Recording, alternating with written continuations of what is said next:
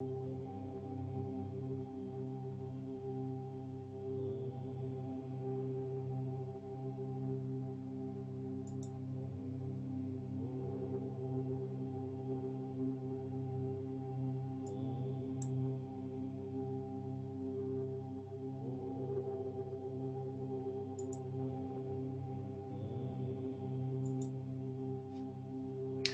right, so working with the new technology, we are live to Facebook as well. So welcome those of you on the Zoom platform, and welcome those of you who are joining us on Facebook Live. So let everybody know, class takes place on the first and third Sundays of each month. So that is also about Outformation classes UK. This month, or the month of June, we are doing, which also happens to be June 26th, also happens to be the start of the Sabaean Misbatia New Year. And that's going to be on June 26th, which also happens to be the same date as the called Master Teacher's birthday. And so Hidden Science and the Power of Breath, we'll be doing that on a part 1 and part 2, given the extensiveness of the subject. And as a result of that, we have slightly adjusted our program for the year to accommodate this being our part 1 and part 2 class. So the Mind series part 1 class, Reflection and Projection, has now been moved to July. So it's still taking place, but will be in July, so we can cover this in the detail that it needs to be covered within. Appreciate you for bearing with us in May. So a few illness issues prevented us from putting on a couple of extra sessions that we wanted to do that month. I think we are due to still cover a little bit around Apartarak, Solomon and Makeda to go into Hatshepsut's story and its relation to Wu-Sabat and her as a female or sacred feminine pharaoh, as history records her as. We know that she was a hermaphrodite. We need to go into a bit of the history of that. So maybe in one of the sessions, I don't think it's going to be in this class, but in one of the sessions, we will cover that in some detail, just to round off what we did for the classes in May in terms of rebirth of Black Egypt and the matriarch. Yeah, so we will get to that once we get a little bit of time in one of our sessions going forward.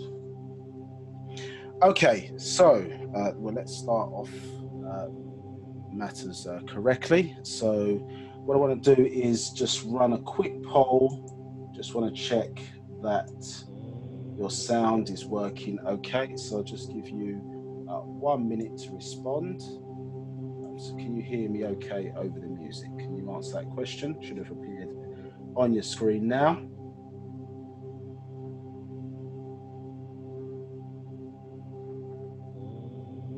Okay, can you hear me okay over the music? Testing 1 2, testing 1 2.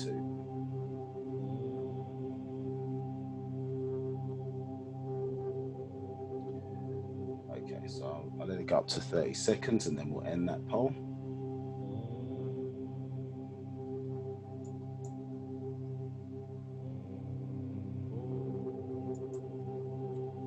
And the next test is, can you see the presentation screen? Okay. So again, another vote.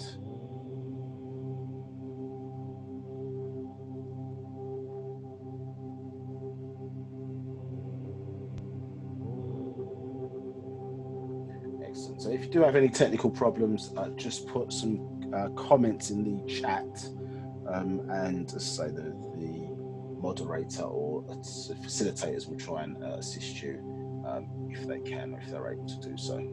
Much appreciated. Okay, so to start off the class, let's say in appropriate fashion, what we're going to do is just open with affirmation, part Takyud. So what I'm going to do, I'm going to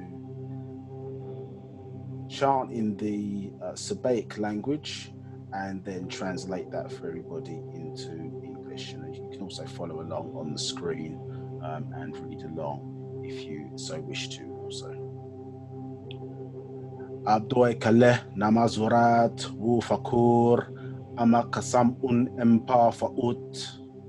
Begin all prayers and thinking as a part of the all. Anuki Jawef Pa Ashuk Empa Fa'ut Wu Kaleh Ashuk Kawun Jawef Neya. Anuki Kasam Empa Fa'ut Wu Pa Fa'ut Kawun Kasam Emneya. Anuki Wahu Ameh Pa Fa'ut Wu Pa Fa'ut Kawun Wahu Ameh Neya. Nakuk Naju Ameh Kasam Empa Fa'ut Wu Habub Ameh Mushahus Nakuk Kado Kawan Kaleh Pafef Nakuk Tayur Jawef Pa Fa'ut Ameh Wase Tayarni Kawun Lakei Bakoy Jawef Pa Fa'ut Anuki Abed Bi Nafashni Pa Fa'ut Kawun Anuki Pa Fa'ut Kadur Nakuk Kadur Pa Fa'ut Amul Nakuk Amul. So let's just go back and then translate that for you. I am in the divine love of the all expanding, and all divine love is in me. I am part of the all expanding, and the all expanding is a part of me. I am one as the all expanding, and the all expanding is one as me. I can succeed as a part of the all expanding and fail as an individual person. I can be all that I want in the all expanding, as long as my want is to stay in the all expanding. I am never by myself. The all expanding is, I am. The all expanding can, I can. The all expanding does, I do. So that is Partak Yud, and so that is an affirmation where we affirm ourselves as a part of existence and a part of, as I say, natural nature. Let's say, and fa'ut there with a, see it's spelled with a P there, or P sound is a F sound in the language. We say fa'ut, not pa'ut, for those who know. Okay, let's continue then with today's class. I'm just going to give you a little bit of induction on the webinar functionality if you've not joined us before. So if you look at your controls, you've got a chat button. If you want to say something in the chat, and if you can select all panelists and attendees, that appears then to everybody as well as the facilitators in the chat. If you do have a question, you simply raise your hand, and then once you've finished asking your question, you can lower your hand. So if you raise your hand, basically that is a question that you're going to go live and have a conversation and ask us live. So what will happen is when Manthu, who's one of the facilitators, unmutes you, you will see this button on the screen, or you see this message pop up on the screen. Simply unmute yourself and then you're able to speak. If you have dialed in to us as well, then *6 to unmute yourself and *9 to raise your hand. Most people have joined us by computer today. If you have dialed in, then use those options to place yourself in the queue if you've got a question. Yeah, so that is going live in terms of audible question and conversation if needed. And then, let's say if you want a written question, let's just go back. So if you want a written question, then use the Q&A section. Simply write your answer, which is something that the facilitators who are there can't answer there and then online. Then obviously they'll come to me at a certain point, and so you'll get your questions answered that way. So if there's something you don't understand or something doesn't make sense, please don't feel shy. Ask questions. That's what we're here for, to help you out and make things clear. Don't go away from these sessions with your questions, obviously unanswered. That's what we're here to help. Okay, so questions, generally speaking, are on the topic. If it's not on the topic, then, as I say, it may be that I'll refer you to a book or something of that nature if it's not relevant to what we're talking about today. So, we're talking about the hidden science of our breath, and it's based on the breath scroll that we're dealing with today. Now, you already had a little bit of a test on the poll questions. So what I'm going to be using that today, just to make it a little bit more interactive, is for you to pay a little bit more attention today. So if you are, it is a class. So if you are joining us, it's good to have a pen and paper or some form of note-taking device. And so periodically, I will be doing some recap quizzes, not too tough, not too taxing on you all, just to make sure that you're paying attention to what's going on. So we'll try and make sure that what we're teaching here today is sticking. My name is Nabab Kaknihes, Aranani Kawun Nabab Kaknihes, Anuki Madras Mulkan, Wu Shalel Pa Nabab Mulkan. So I am a student teacher. I'm a student teacher of the master teacher. Yeah, my name is Nabab Kaknihes. So helping you out today, delivering the session today. Hopefully you'll get what you need from it. And to say this is part one, so covering a bit of an introduction to some degree, and then going more extensively into we cover part two, which I think is in about 2 weeks' time. So pay attention. Some things you may think are not particularly obvious or relevant to this class, but trust me, everything we teach in our doctrine is all interconnected. Okay, so looking at this class, we'll cover probably the first two sections at the top there, and then next 2 weeks, part two, we'll cover these secondary elements. So, as I say, hopefully you paying attention to this class, doing some background research yourself as well, means that you'll get more out of the secondary parts when we get into it, in a bit more detail.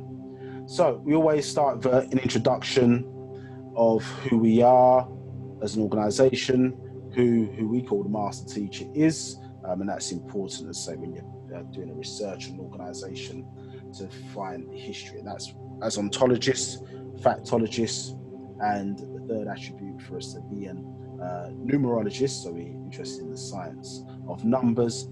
Ontology means that we're always looking to get to the root of a subject, and so it's important for us to, as I say, explain to you who we are and how our doctrine, where its influences are sourced from.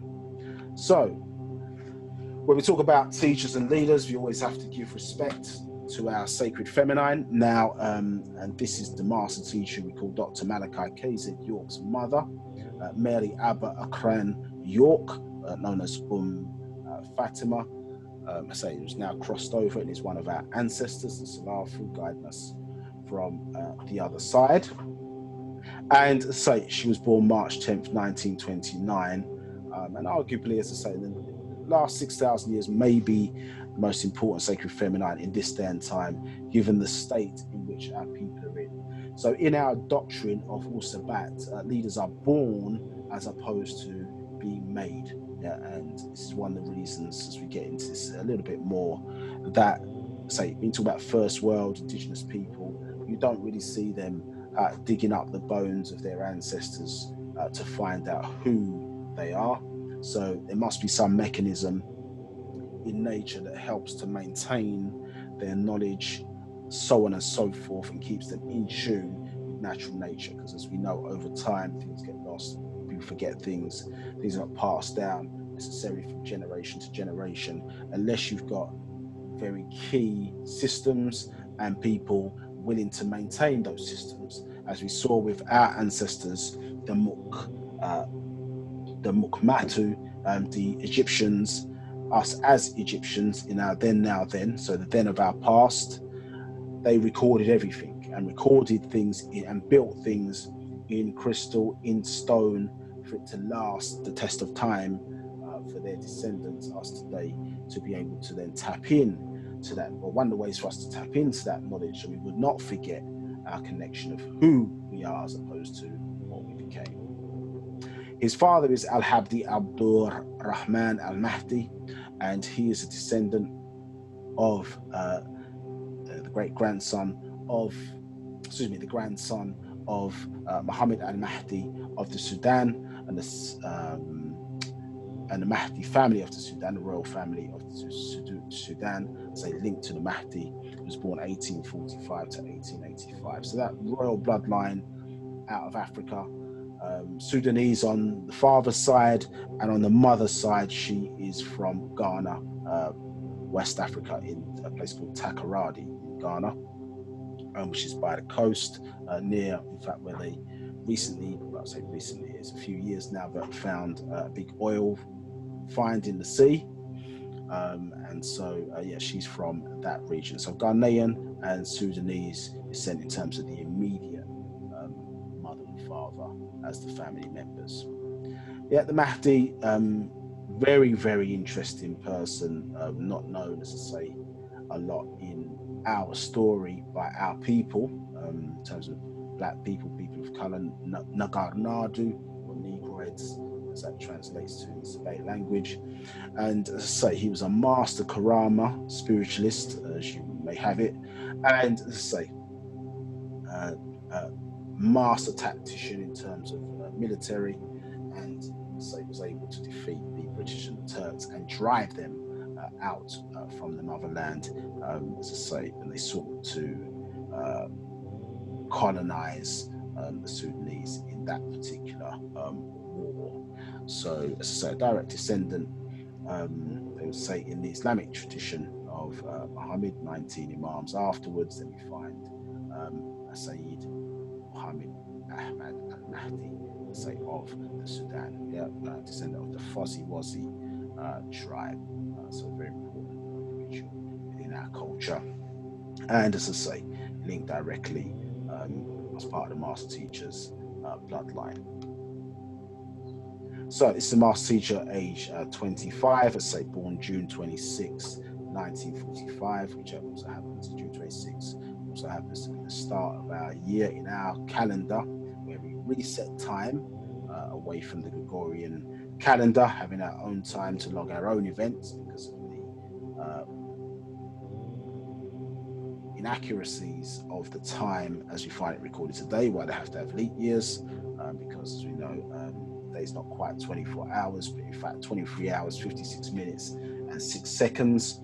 And so we're not accurately recording time properly. So in terms of our so-called prophecies or things relating to our future or future events, we could miss events if we're not calculating time according to natural time, as opposed to one may argue to be fake time. And so, so our calendar, our New Year starts on June 26, in terms of the new calendar that we have or were given. So all the way back, I think in 1996, 97, if memory serves me correctly. Now, this is him at age 25, and he talks about his own initiation at the junction of the two Niles, where he says he was housed by this being named Yanun. So you hear us saying Pana Bab Yanun or Baba Yanun. And to some, this sounds crazy, and it does sound crazy. However, you have to understand, in our culture, every 25,000 years, us as the ancient Egyptians, now in this day and time, as known as Musbatu or Sabaeans, in our culture, our story renews itself every 25,000 years. Our story renews itself, which is equivalent 1 year to 1 mile, i.e. the circumference of the planet Earth, which is 24,896 miles in circumference, increasing and expanding up to 902 miles. It expands and contracts, being a living entity. Yes, and so our ancestors, who the ancient Egyptians referred to as the Parnatharu, which we'll talk about a little bit later, but their real name is the Morzaku, or the Riskians, incarnate at certain times to bring us back to the knowledge of who and what we are in this day and time, to renew our story. All religions on the planet, I don't care what it is, or ways of life, cultures, or whatever, are designed. And as the genes and genetics tumble forward, a new spiritual science, one that, let's say, was old but renewed in this day and time, i.e. tailored for our mindset in this day and time, had to be brought in as a salvation for our people, culmination in a long line of teachers. As you can see, us, one of the greatest gifts that we've been given back in this day and time is that we're speaking out on tones again. As you get into this breath class, you're going to see how important that is over the parts 1 and 2, for us to get back into speaking not only our language, but being back in tune with natural nature. And so in tune with the universes. We have universes on into the multiverses, and we say, refer to everything, we say omniverse. So many times, say, we've gone through this. I'm not going to spend too much time on this, but we're now starting not only to learn the Sabaic language in terms of being able to converse, speak, so on and so forth, but also learning the Safaf, S-A-F-A-F, Safaf, falsely called hieroglyphs, which you are seeing on the screen at the moment. So if you want to know what that says, please refer to some of our previous classes on our YouTube channel. So this is Parnabab Ayanun, incarnated into the Master Teacher Dr. Malachi KZ York. The Hindus talk about avatar.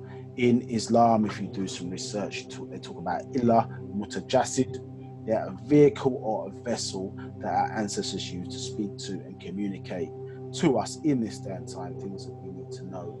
And as you can see on the screen here, this is showing a culmination of them. And there are many teachers, male and female, great teachers, great leaders that we have had over the years. But you know, as a people, we're very hard of hearing.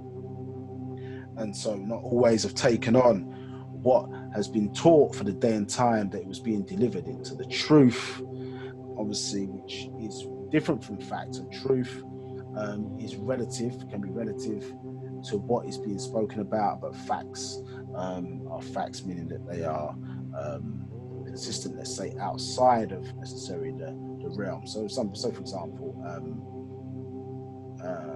Moses, it's true that Moses was Aaron's brother in the Bible, but you step outside of it, it's not, as I say, is it factual? Did it exist? So there's a difference between truth and fact. So at a certain point in time where we had these teachers coming along in their various different guises, we talk about 7 in particular, were teaching the truth of what they knew at that time. But now, when the 7th seal was opened in 1970, so to speak, that's the biblical expression of that. But at the time, let's say, the incoming of the sun cycle and the new cycle information, and we were at one time known as Nubians, or new beings. Yeah, so new information, not old Black history type information, new information in this day and time, which was designed to transform us from mortals back into deities again. Yeah, we are deities. We are those supreme beings. And that's not being supremacist. That's not being egotistical. That is what we are and who we are, as it was recorded when people came to our lands. Yeah, other races, other sub-races, so on and so forth, came to our lands, said, those are Egyptian gods. Yeah, we originally came out of South Africa. The Sands people are the first people. So in this last, the Sands people is where we evoluted from. Yeah, as the original Tahites. Yeah, we are their evolutionary descendants. Yeah, and they have all of the characteristics of all the root races on the planet Earth today. So it was necessary, the culmination of that seventh teacher coming along, all these great men. And remember, when we're looking at this list, given the George Floyd situation, etc., we can see that many atrocities have and continue to be dished out, meted out on our people, in a sense, unjustly. And when you start to put yourself up front and put yourself out to try and change the qadar or fate of our people from self-destruction to self-preservation, it doesn't always end well. Understand? Not only certain times challenges that we have in terms of us being hard of hearing as students, we say we want change, but we still love the ways of the beast. We still love the ways of the Western society, etc., and don't want to acquiesce and change and embrace our own. You understand? And as you can hear the word own sounds like own and own as you hear it in the background, isn't it? The own sound, the original vibration of the universe, that big bang that took place. And we know there's no sound in space, so we were dealing with what? Tahuz, vibration. Yeah, that vibration, original vibration, that own sound. It sounds like own. Yeah, and because each of the different races has their own teachers, has their own, what you would inverted maybe commas say, prophets or whatever, someone who would come along or be born to teach them about who they are and how they tie in to the natural nature of things and connect them to their etheric ancestry. They use the word spiritual, but their etheric ancestors. Yeah, as these seven teachers were, as I say, on a pathway to doing the same for us.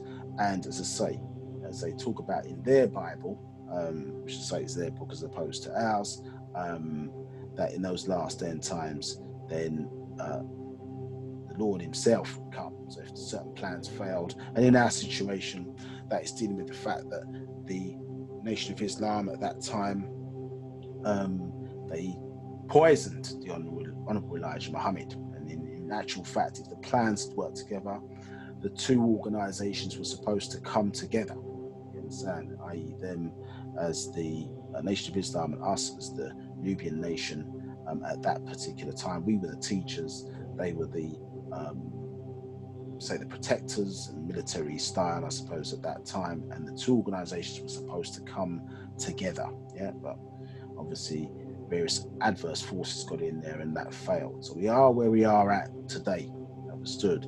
And one of the things that's important to us is to establish and, let's say, get back to being who we are as opposed to a what. So that was necessary, to say, for Dr. Malachi Kwabena York to come along in this day and time and devise a plan or a medicine to lift us from the spell of ignorance that we were under. So we took a long walk, as they say, on a short path, as far as a lot of information had to be conveyed to us in a very short period of time. Those first 30 years, the incoming of the sun, coming out of the moon cycle into the sun cycle, so from 1970 down to the year 2000, you studied and you learned, if you were down, those were referred to in ancient Egypt as the lesser mysteries, yeah, mastering of these monotheistic religions and their various different esoteric sides or element to them, taking us on, as I say, into back home into the ancient Egyptian order. And so that was the end of the devil's rule.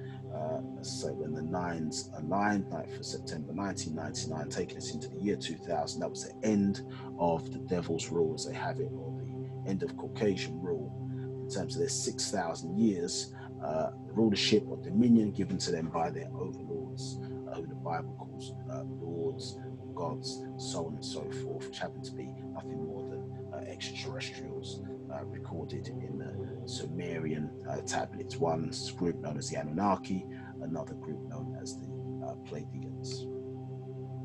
So all of that was to uncover this spell where it seems we can't tie anything to our existence unless it ties into some biblical or Quranic story, and that's not to be offensive to anybody that says part of those religions today.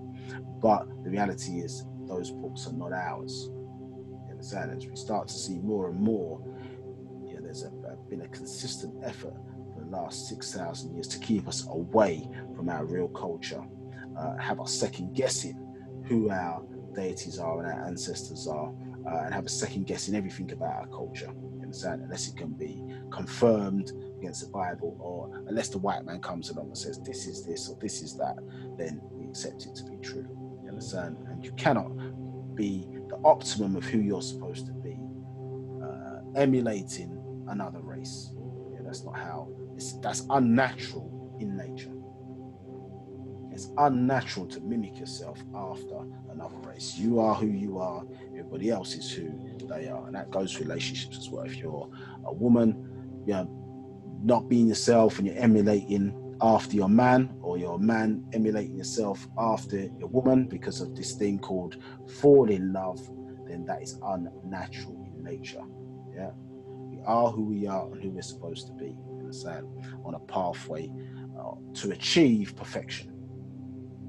So one of the things that it took a long time to uncover is who and what this God concept given to us, as I say, predominantly and enforced in slavery and say permeating the whole of the world.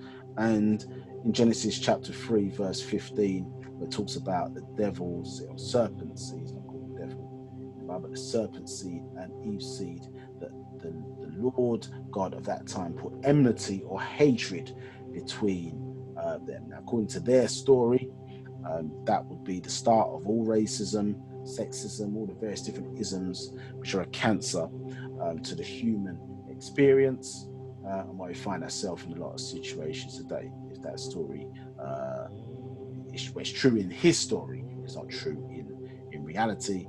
But they talk about a seed, so being here, disrupting the natural order of things, understood? And what has dumbed down our minds, as say, is the misinformation that we find, to say, particularly perpetrated by the monotheistic religions, causing us to believe and have faith when facts are better.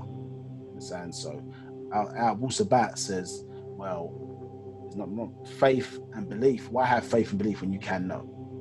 Yeah, so we're always seeking to find facts. Yeah, facts, as I say, give you confidence. Belief infers doubt. So they're one of the key individuals that most don't know in the Sumerian doctrine is this individual by the name of Nana. Yes, so that is the mother of Eve in their story. I think Genesis chapter 4, verse 1, if memory serves me correctly. It's also the same individual they talk about in Isaiah 14:12, and the same individual in Revelations 22, verse 16. Yeah, that bright morning star. Look him up. Yeah, his name means, so switching to that worship of fire, or fire worship. His name means fire, Nanar. Yeah, so a master of fire. Yeah, the Sumerian doctrine from Enlil's side. So if you're not familiar with that, then it's sort of good to check that out, because most of your biblical stories that people are lying to, Quranic stories, are nothing more than, as I say, coming from the Sumerian tablets. Yeah, and so according to their book, Revelation chapter 10, verse 7, that mystery of who and what God is that we have been subject to would be finished and unraveled, and the spell obviously broken back in this day and time, which is what is taking place right now with the release, as I say, the hereafter doctrine. Yeah, hereafter the devil's rule, that 6,000 year rule, Caucasian rule, ended. Yeah, so the hereafter doctrine came in with Hakat al-Hakakat, yeah, actual facts. And then 2012 came in, which symbolized the rise of the woman, the black woman, back to power again as the matriarch. We've always been a matriarchal society. That is the thereafter doctrine. Yes. So the 2012 scenario is not a Mayan calendar event. Yeah, it's always been in our calendar, and so it relates to the axis of the planet Earth changing direction to point towards the center of the galaxy. There's a massive black hole, or away from the center of the galaxy, and that changes, as I say, the energies, etc., that we see on the planet Earth. Yeah, and in this particular case, it triggered an awakening event, and once we won't reach its apex in terms of matriarchal rule, so to speak, until around about 6,000 years. Yeah, but the process has started now, where that energy shift moved from what you would consider to be the Middle East, although that term is questionable, yeah, Saudi Arabia region, and then moved to Africa, yeah, over that period of time. So 2012 was a culmination of that. Okay, so us as our language. So people must have a way of life, a language, and the reason why we're called United Sabians worldwide at the moment, and not United Sabians Nation, because our land was taken from us in a raid. A master teacher currently incarcerated. We fight for his freedom. So our land, 470 odd acres, was taken from us. We're building or reinstilling back our Sabian or Sabian culture, and back on that land, building the pyramids, various different obelisks and various different sites there, which to the onlooker more felt to them like a theme park. For those who know, yet that was one aspect of it, but so where people would come and take their families, etc. But each one of those monuments that were built had a spiritual aspect to them, and necessary for us in this day and time to develop our inner faculties, our inner abilities, hidden abilities, as I say, to help us in this day and time, necessary for survival as well as transformation, so that death is only a doorway for us, it is not the end.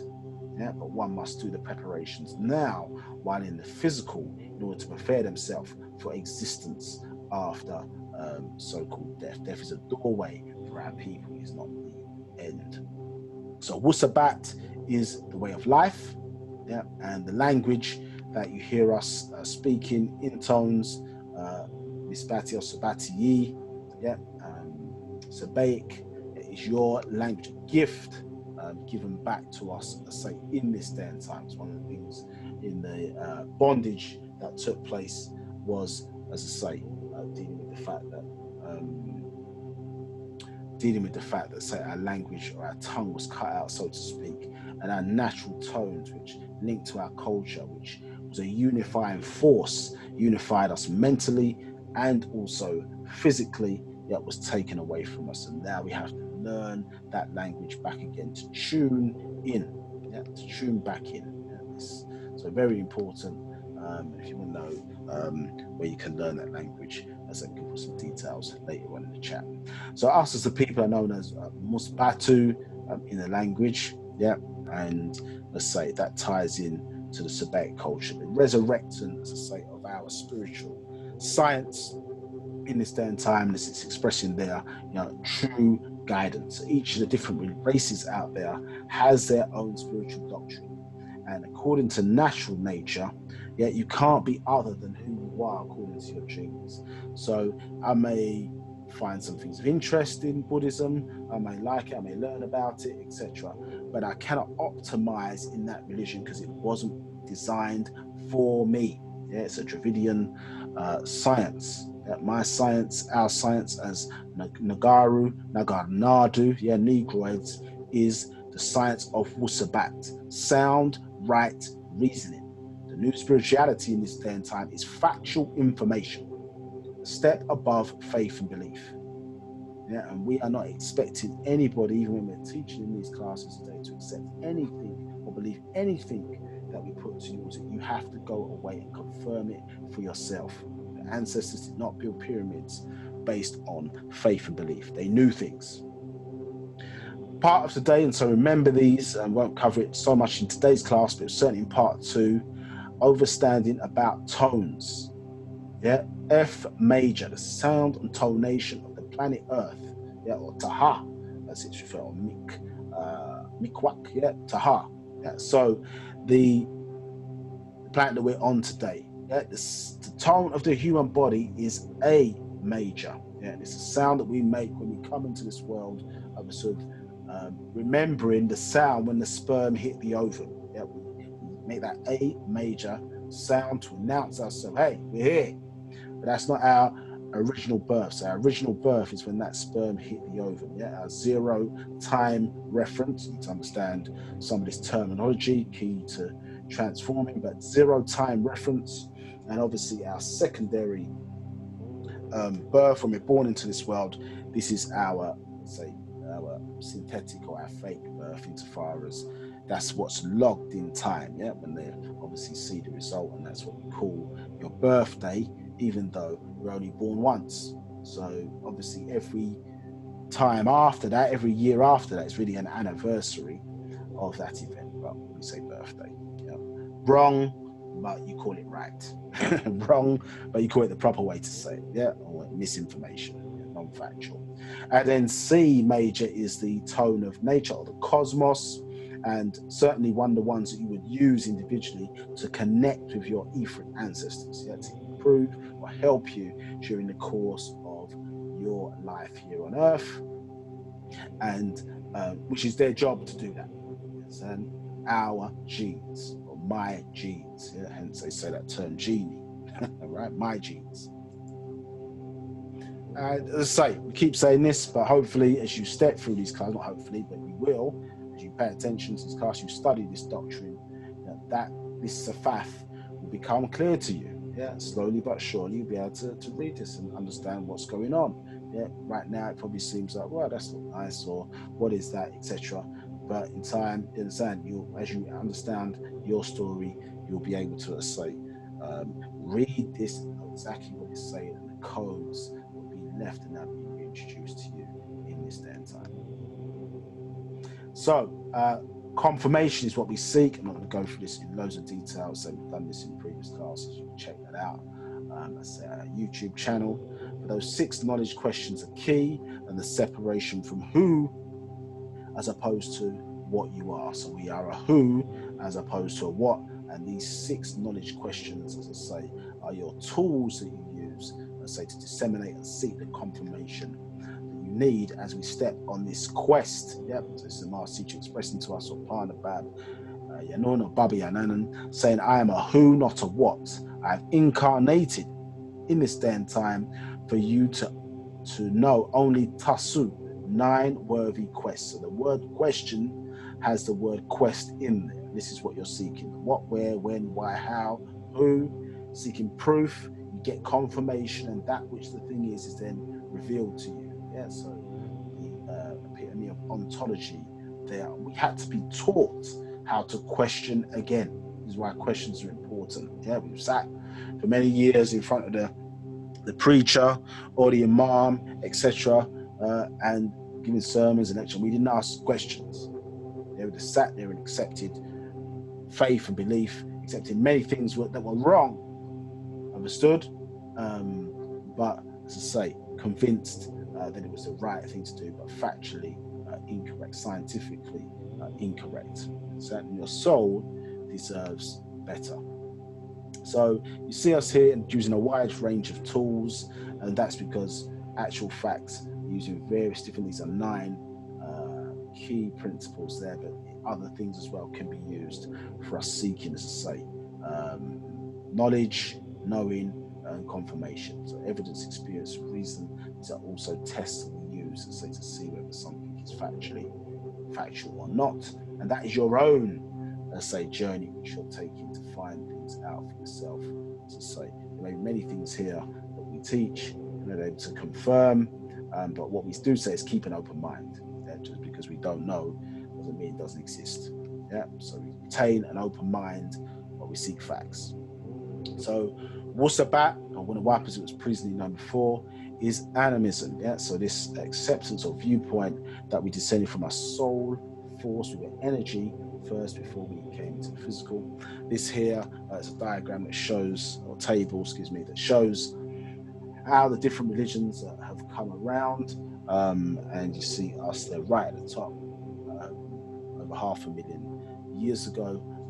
So if you talk about the age of us as a people, then, as I say, you can't really put a time on it, but this connection, as say, to ancient Hammam or ancient Egypt or Muhammad, Egypt, with an I as opposed to a Y, separating us from the Egyptos, the burnt faces. We were not burnt black, we were original black, understood, and many great things that took place in our land. So it talks about Wu-Sabat. Many people ask, is it religion? Say, well, no, it's a hathab, a culture.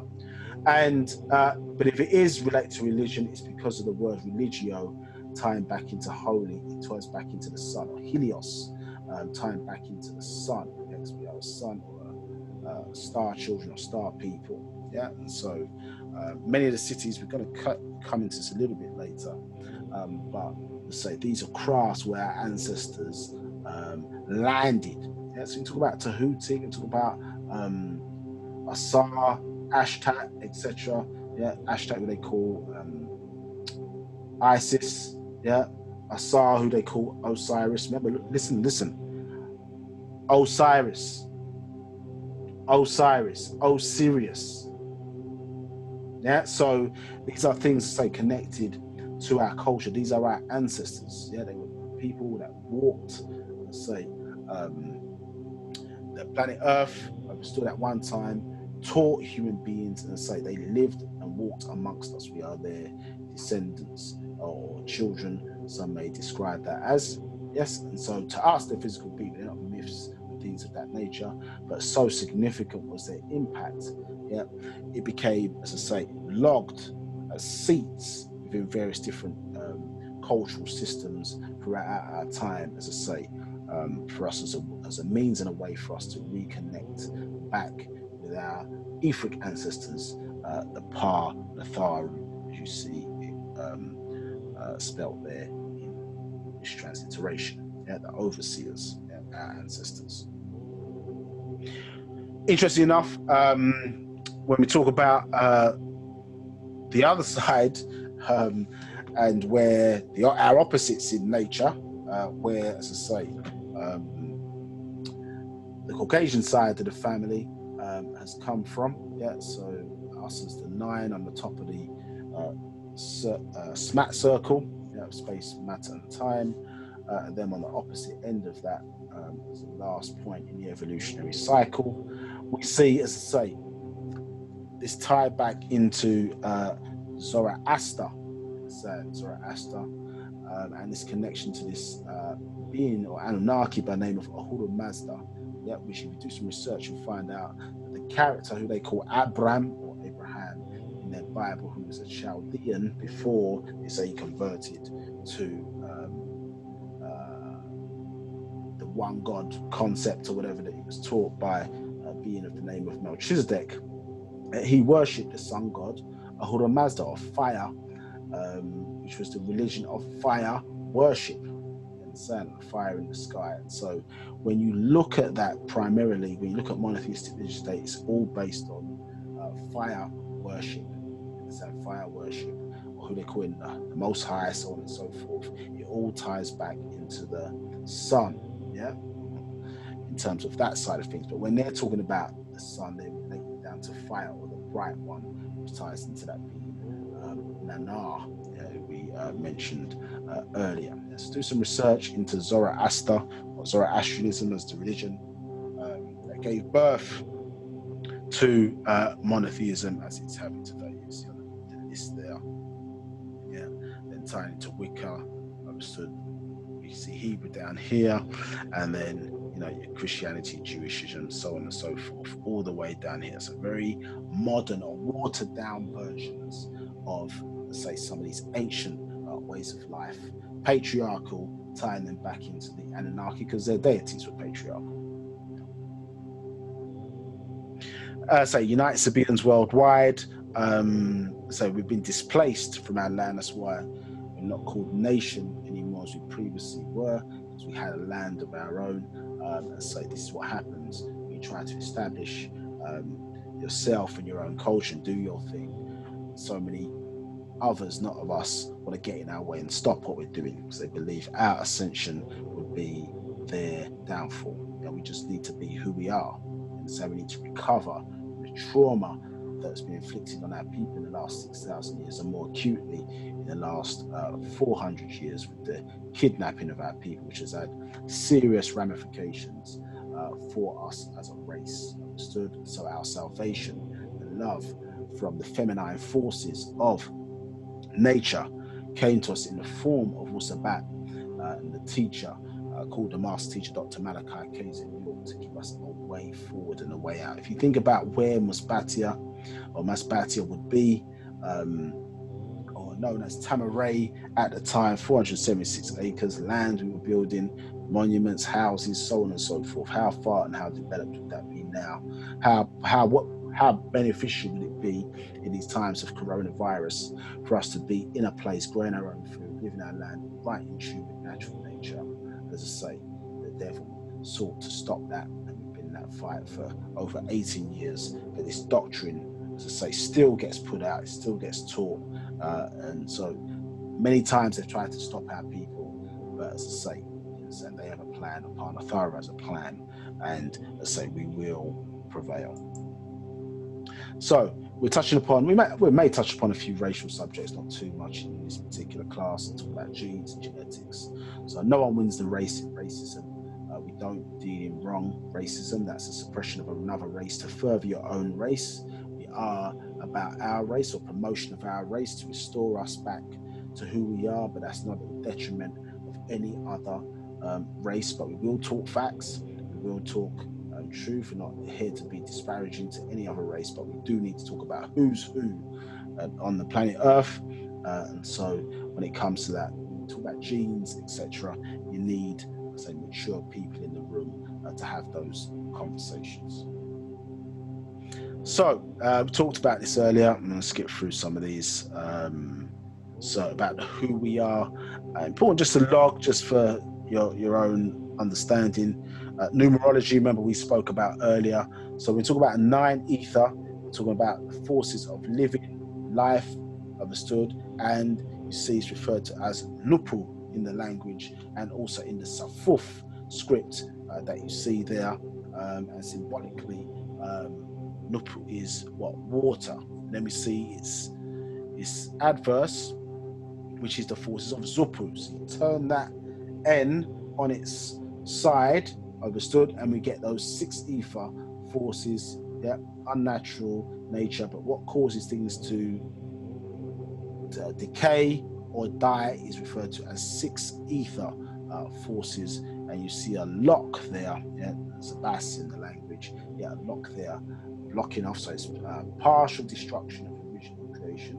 So 6 ether, excuse me, is 9 ether in death, and it's represented by fire. And as we can know, in nature's rules, water puts out fire, just as, to say, Nupu puts out Zupu. Yeah, the 6 can never escape the 9. For our understanding of human beings having both in us, yeah, the 9 represents excuse me, mental power, and the 6, as in sex, represents physical power. Yeah, and in this day and time, we must do more things for the mental than the physical. And the mind must rule body. We must overcome our desires, understood, and part of our understanding of proper breathing is to get, or help us to retain back, or get some of that control back over our spiritual and physical faculties. So in the 4th of the great 24,000 year cycles, you know, the equinox,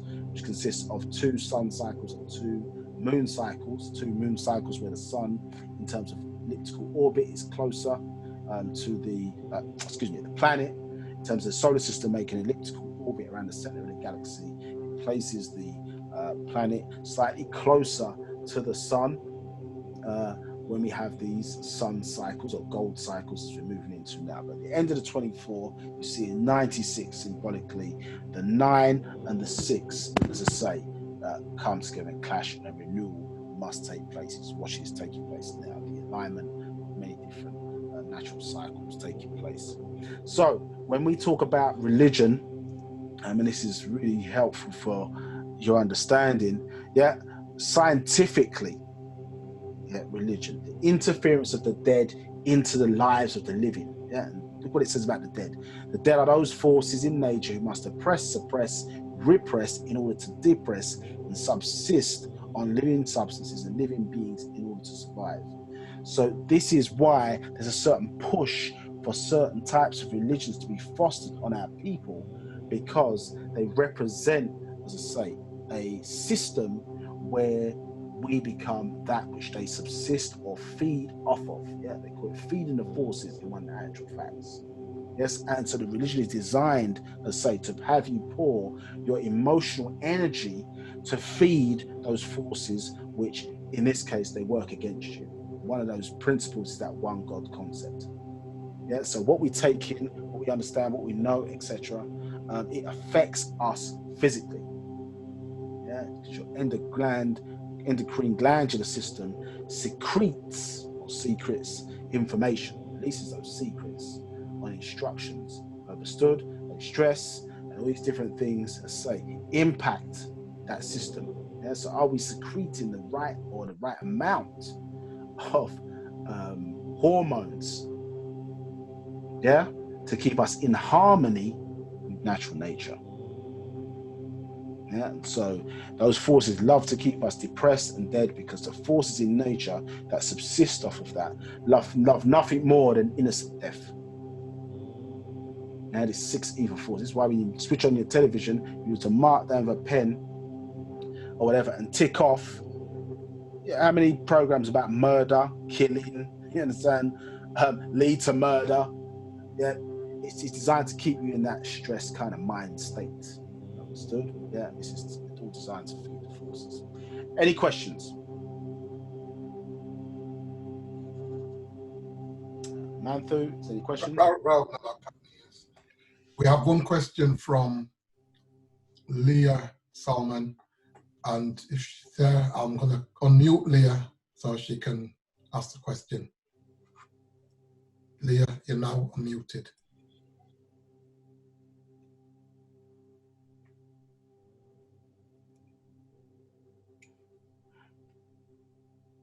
You got me waiting with great anticipation, Leah.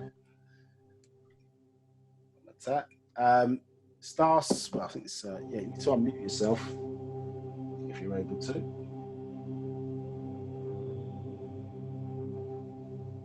Okay, try and figure it out, and then, or put it in a written question if you need to, and I'll get to you. Yeah, by all means, just interrupt me if you need to. I'm not going to be long. Any written questions?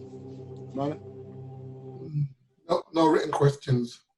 Okay, all right. Try and help Leah to figure out so we can get her to ask her a question live. So, as I say, Zupu is, as I say, fire, or associated with fire. Nupu associated with water. One is life, one is death. And as I say, when you talk about, or when we look at the Za'am, yeah, or they translate it as religion or viewpoint, opinion. Yes, our kind of root goes back to, as Negroids, go back to the Natharu, and their Caucasians, the Kasanadu, yeah, it goes back to the Anakites, Anakim, Anunnaki, yeah, and also the Pleiadians, yeah, as you see from the slide, who are responsible at various points for their creation. Now, interesting enough, or the way you have to see things is that Wu-Sabat, and we'll touch upon this probably in part 2, is a frequency. So you have to see that the reason why a lot of people fall off, maybe or say consciousness, people say consciousness, maybe it's a kind of nickname or whatever, or coming to consciousness, things of that nature, is because what they're talking about is Wu-Sabat is a frequency. And so our ancestors, the ancient Egyptians, were adept and knew the importance of the environment as well as the knowledge and teachings. Yeah, so the environment was set or conducive for us to stay in tune with our spiritual science, stay in tune with our ancient ancestors, the Parnatharu. So even the way the streets were structured, the way the buildings were structured, everything tied in to nature, yeah, to keep us on that frequency. Yeah, because say you're unlike what you've been taught in the medical system today, yeah, your DNA is transient. Yeah, it is constantly changing. So 76% is static, but 24% of it is dynamic. It's changing all the time, every sort of moment within existence, yeah, even based on who you come into contact with, so on and so forth. You breathe somebody else's fluids or air in, etc. It alters a person's DNA. Yeah, so it's dynamic. It's constantly changing based on the environment. So who we environment is as important, obviously, as your own individual environment called the human body that you're also managing. And so that's why it can be difficult to acquiesce or to align ourselves or stick on or stay to a culture, because, you understand, they got us in the 9 to 5 oftentimes outside of the sun. Or if you're even own your own business and various other things, you're working so many hours, what time does a person have?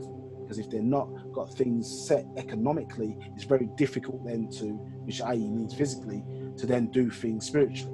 And in our optimum times in Mukmat, we only work 20 hours a week. 20 hours a week we worked.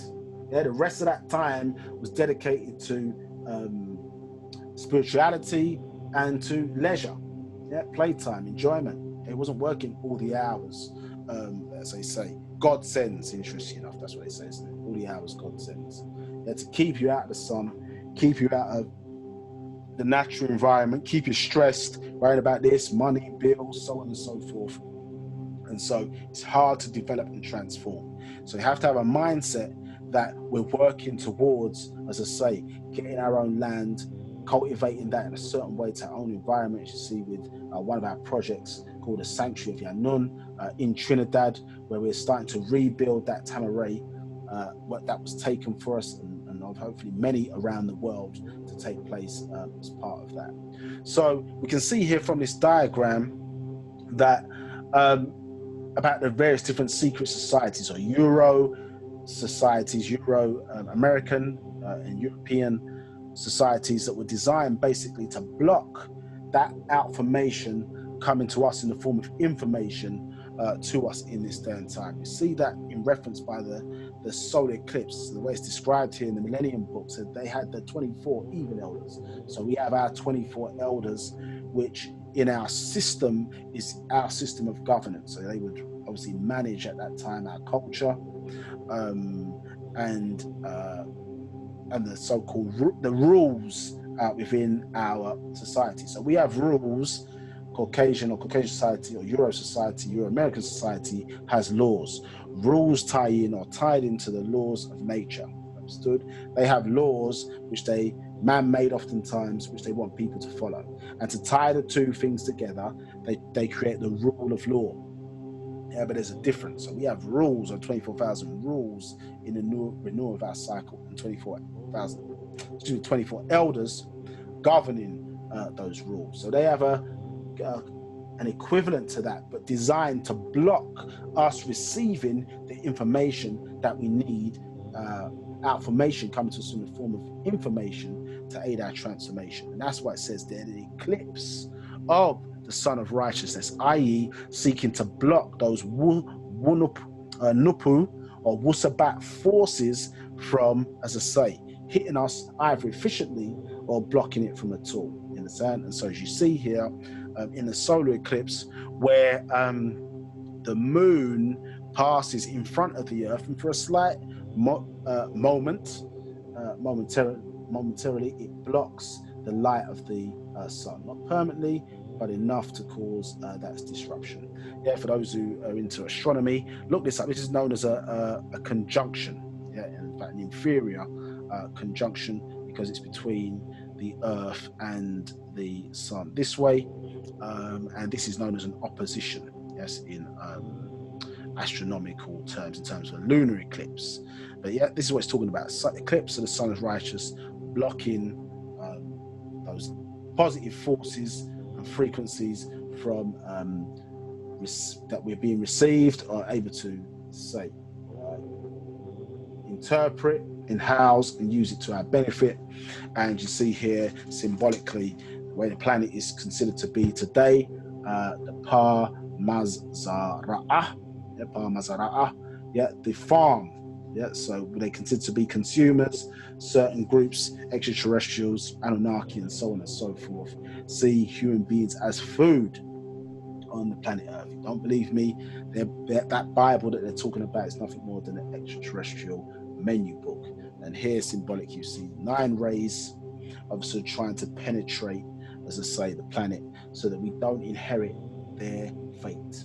Yeah, so there, Nana is coming back for the rapture or raptor, depending on how you want to say it, and they considering them to be food for the gods. Yeah, go into your Bible. I think it's Psalms chapter 78, verse 25.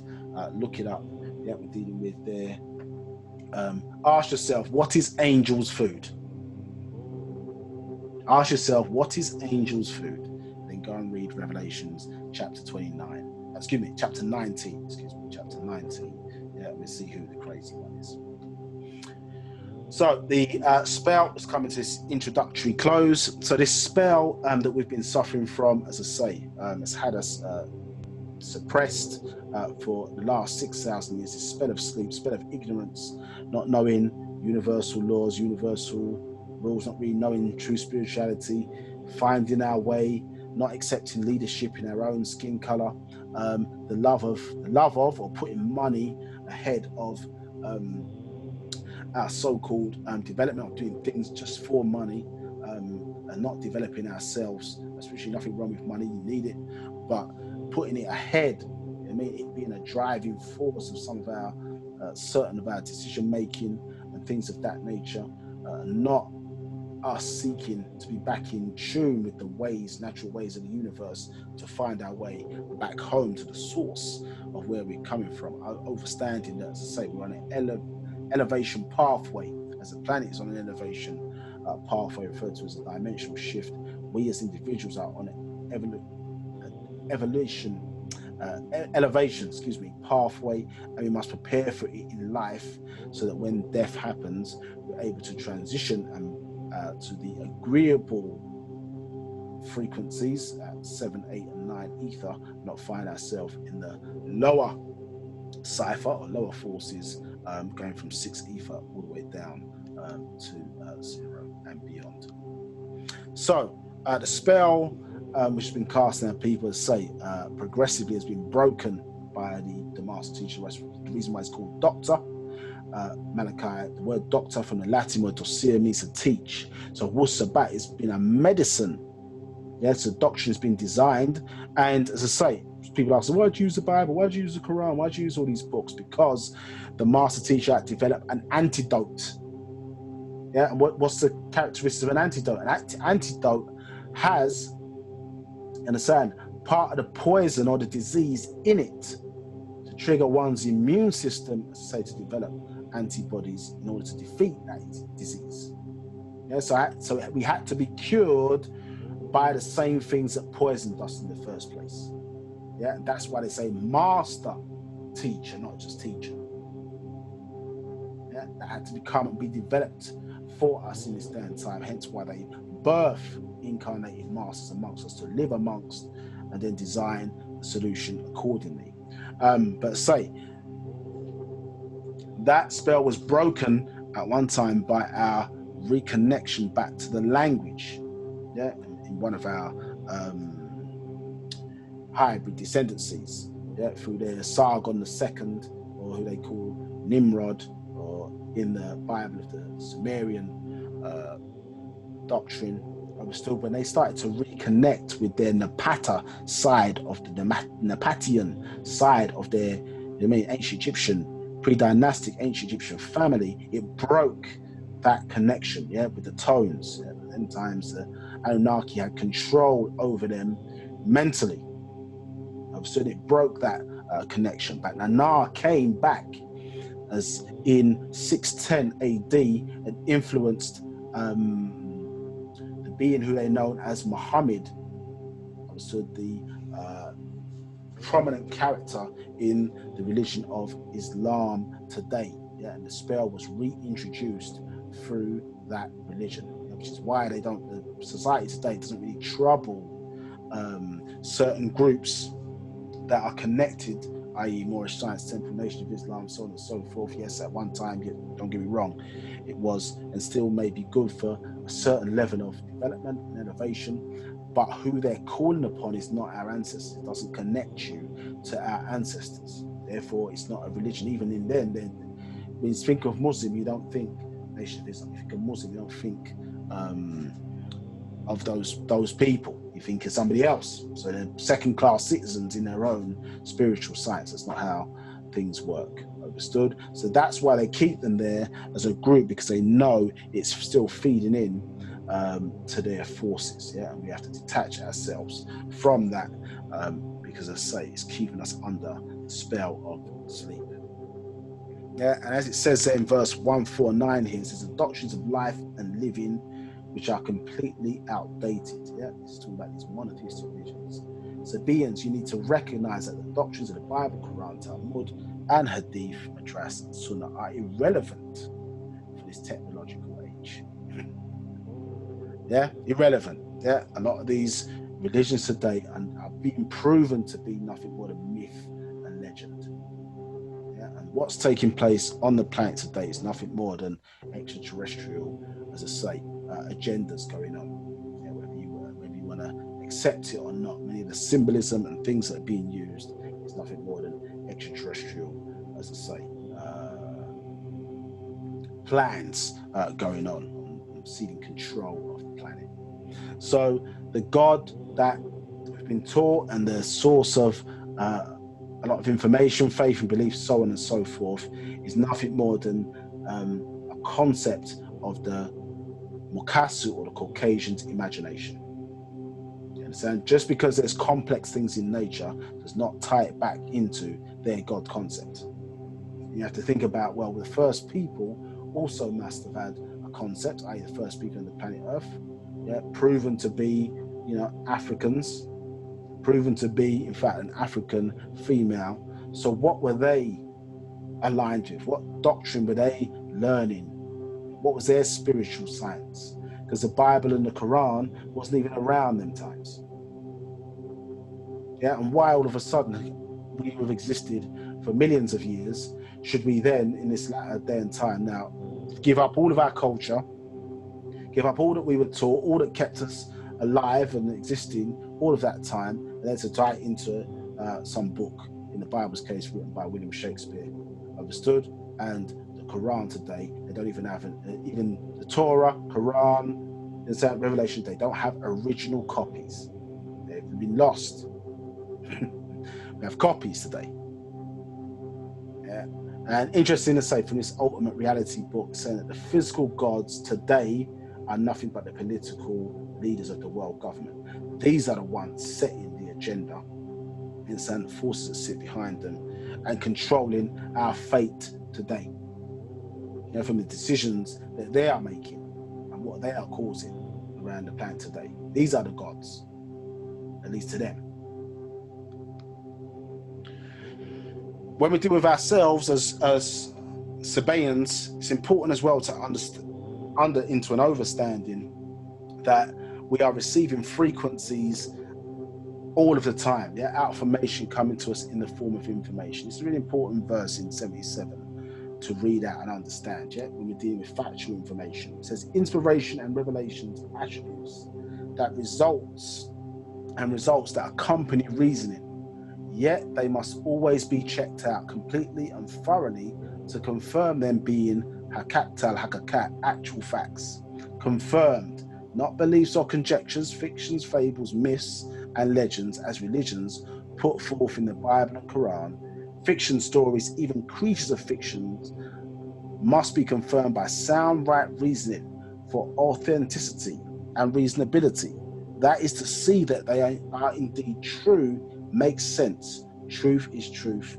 Musbatu Sabaeans. Yeah. So even when we are receiving inspiration, different things, thoughts, dreams, so on and so forth, or whatever, and these still must be subject to those tests. Still must be subject to confirmation. Now, that doesn't mean just because something may sound strange or outlandish, that's not to be accepted, but you have to do that work. Yeah, and interesting enough, if you're going to convey it to somebody else, nobody else can't see your dreams or your thoughts or your thinking, etc. And so part of the work oftentimes that you even have to do as a student to convey something is to learn it in a manner that can be shared or conveyed to another person. So certainly if you're trying to teach somebody, and each one teach one sense. Yeah, you have to remember things so it's easy to communicate to the other person, so you're in service to them. Because the person can't see inside your head. And just because it came in your head does not, and you believe it, doesn't make it to be factual and true. So, as I say, as Sabaeans, it's a very important verse for us to understand what that culture is breeding: sound, right reasoning. You understand? So, if you haven't seen an extraterrestrial, then you can't confirm that that extraterrestrial is true. Understood? But when you use reasoning abilities, for example, you're looking at sun rays, or you look at the word extra, terra, astral, extra from the sky, sorry, extra, additional, excuse me, astral from the sky's terra, ancient word for earth. Well, sun rays are extraterrestrial. Meteors that become meteorites, understood, are extraterrestrial. So extraterrestrials do exist. Yeah, is it Star Trek? I mean, is it Star Wars? Yeah, things that they put through the TV? No, because those are fictional.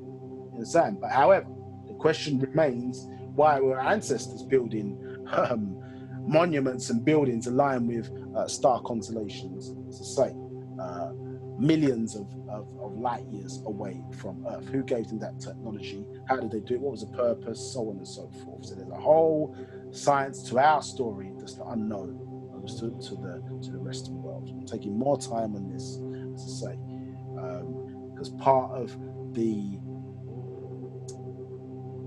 problem is establishing ourselves as the authority of ourselves.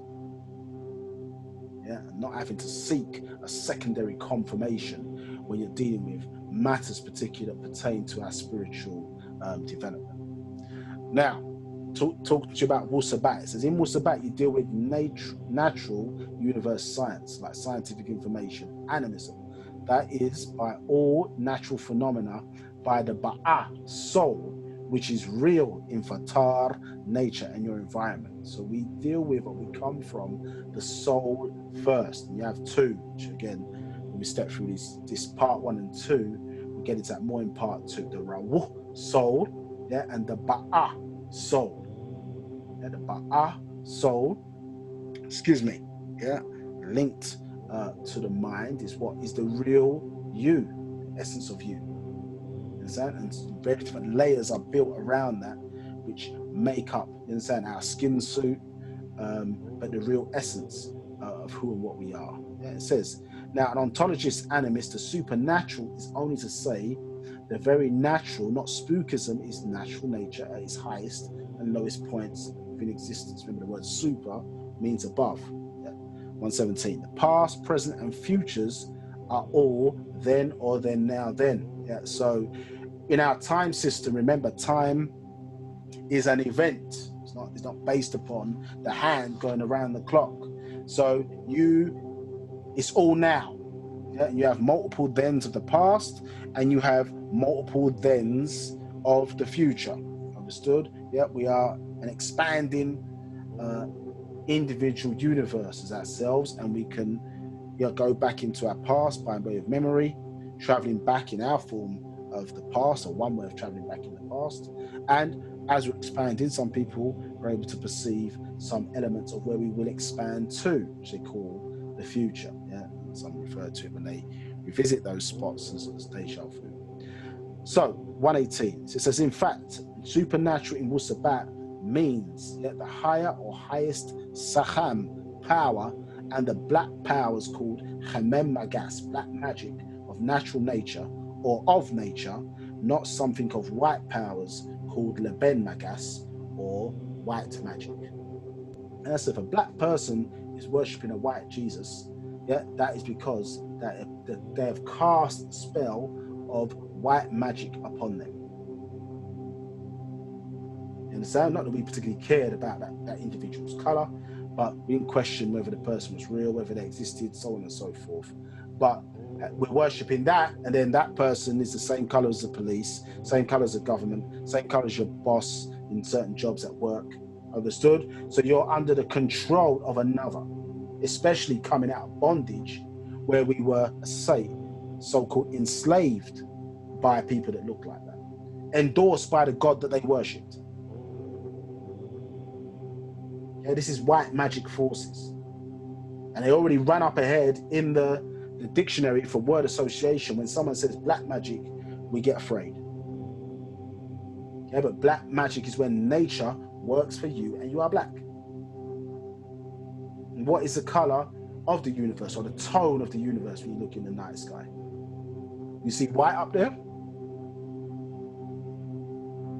So how is black bad? You can't have something unless you have nothing before it. When I say nothing, I mean things so small they don't sum up to something that can be weighed. Yeah, something is SUM, thing, versus nothing, NO, dot, as in number, thing. Yeah, subatomic particles, dark energy, dark matter. Yeah, that's your black part of existence, which we talked about a little bit earlier. Existence or expanding. It's blackness, which we have to sync back with, as you hear the own tone in the back as I'm speaking over it today. So in Wu-Sabat, as we talk about many different subjects, but here what it's saying, we only make such claims that we are linked to our Salafu ancestors by our DNA. This is proven that we are all Nawab Mukwanu, supreme beings that they call God, Allah, Jah. That is who we are. Yeah, that's the mystery. Yeah, that we are the gods of their Bibles and Qurans and so on and so forth. The gods that they worshipped. Yeah, the Master Teacher expressed to you many years ago. Remember, they worshipped our sex organs. Yeah, because that's where life came from. Yeah, the sperm and the ovum, or the phallus, you understand? I.e., our phallus as men, and the breasts of the woman. It appears in most of their buildings. They're going to look at the buildings again, do a double take, respect it, look at it again, and see what it's making reference to. Yeah, so these are the ultimate facts. Yeah, don't believe, check it out. So we talk about many different subjects. Yeah, but as I say, we're still dealing with facts, still dealing with proof. Yeah, and it says there, Wu-Sabat, the key to transform information into outformation. Yeah, look at this. Form. Yeah, your physical structure. Yeah, your etheric structure, our form. Information. Taking affects our being. Understood? And then what we express out affects the environment, and affects others around us. Yeah, so part of the breath, so to speak, on the science of the breath, is regaining control. It's one of many means of gaining control back over the physical and the esoteric side of our nature. So a bit of a long introduction today, but we're setting the framework. Have we got any questions?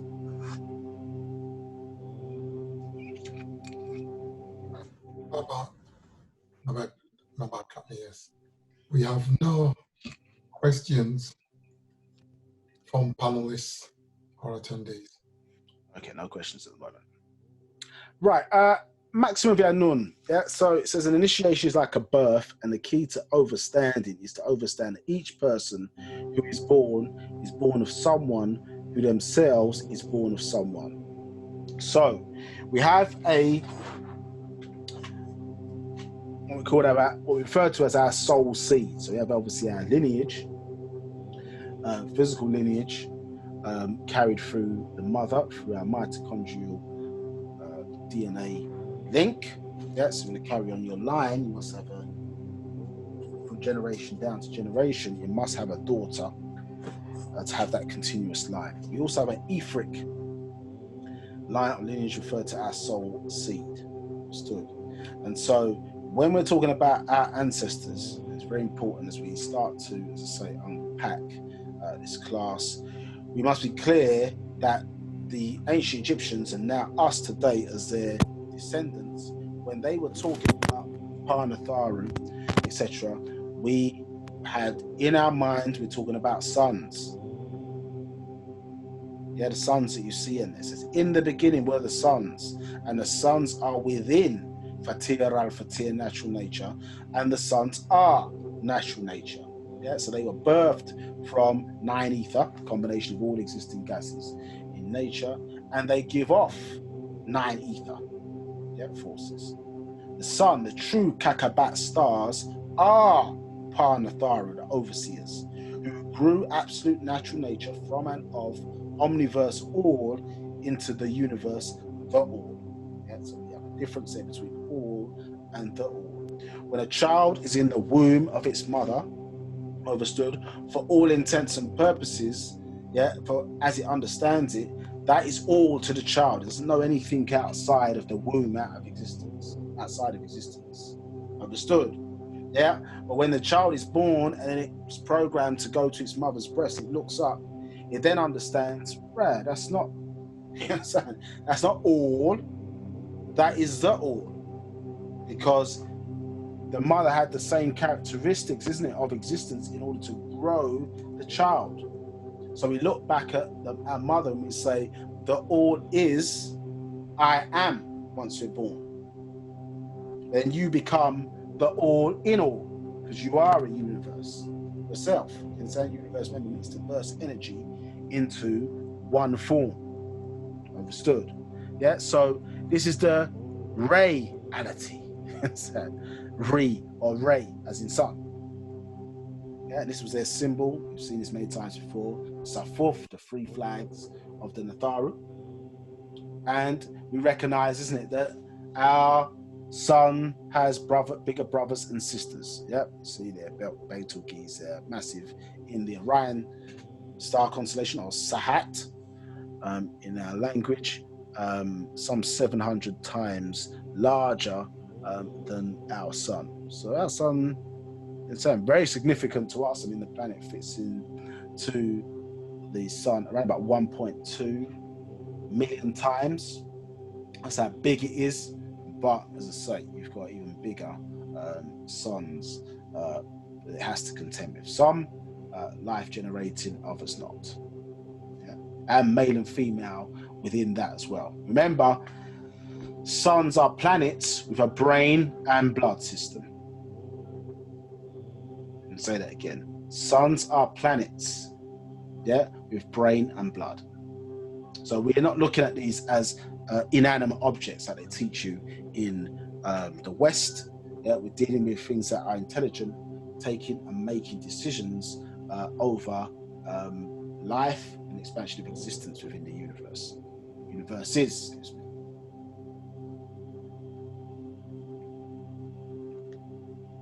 So let's get into this breath book. There's probably people thinking, what's going on, man? Where's the breath, man? I want to talk about the breath. We're setting things up. So we see one of the things that has been significant, you have to admit it to yourself, particularly if you've been raised like I was raised as a Seventh-day Adventist. So in religion, in this society, there has been basically arguably an attack, one may say, against the Mukmatu, or us as Egyptians. Yeah, and Egypt is in Africa, even though some people even think it's in Africa. And almost to a point where this strategy has diminished many of the great things, as I say, that's taken place on that continent that we achieved, but more importantly, has disconnected us as a people from that greatness. Yeah, a concentrated effort, you understand? And you have to say, been led or informed by those misguided in the monotheistic religions. A continuous attack. Yeah, particularly if you think about the Moses story and things of that nature. Yeah, an attack on that culture. So much so it's embedded in our DNA that we don't think of them as us, even though many depictions have shown that that is exactly who we are. understand? Or certainly much closer to us than anybody else on the planet. And the people that are there today are not Egyptians by Wu-Sabat standards or Napatian standards, or Naftuhim as they refer to it in the language Napata in the Bible, in Genesis chapter 10. So these there's been a disconnect, and thus people have been misguided, not only about the culture, but about, as I say, who we are and our connection to that as a people. So, you know, a lot of talk at the moment about racism and how you solve it and different things of that nature, and all this talk, well, actually, you've got to be educating white people. You know, I mean, that's the only way, is education, blah, blah, blah, etc., etc. Well, how about, can we get history that goes, or our story that goes with anything not to do with slavery?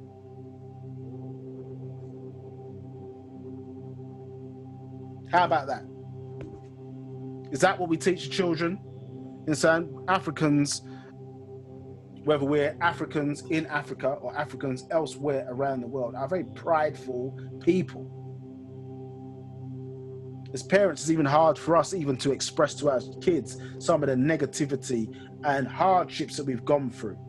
You didn't even want to teach your kids that racism existed. Yeah, because you wanted them to have a fair shot, fair thing. You didn't even want to diss other races and other people, to put that negativity into the minds of your children. So why would you think your ancestors want you to have museums and things of that nature parading around their suffering? Why would that be logical? Do you think when a person is raped or a rape victim, do they keep the evidence of the rape as mementos to remind you of that? No, the brain tries to make the person forget about the incident. Pack it way down in the back so you can get over it over time. Unpack the issues and then put it away and to get over it. Not keep rehashing it every time. So you got to think in the minds of your ancestors. Do they want you to be on a negative, or do they want you to do things on a positive? No one's saying to forget all the adversity that we went through. They don't want us to live in that space. And this society keeps you there, even the funding streams, you understand? They don't want you to connect back to ancient Africa, but are happy to have you build monuments and things and buildings, etc., that have you remembering trauma. There's a white person on telling you on one of the news programs this week, yeah, we do need education, which is probably true. This is true. Yeah, we need to learn about black history in schools, etc., and wants to talk slavery.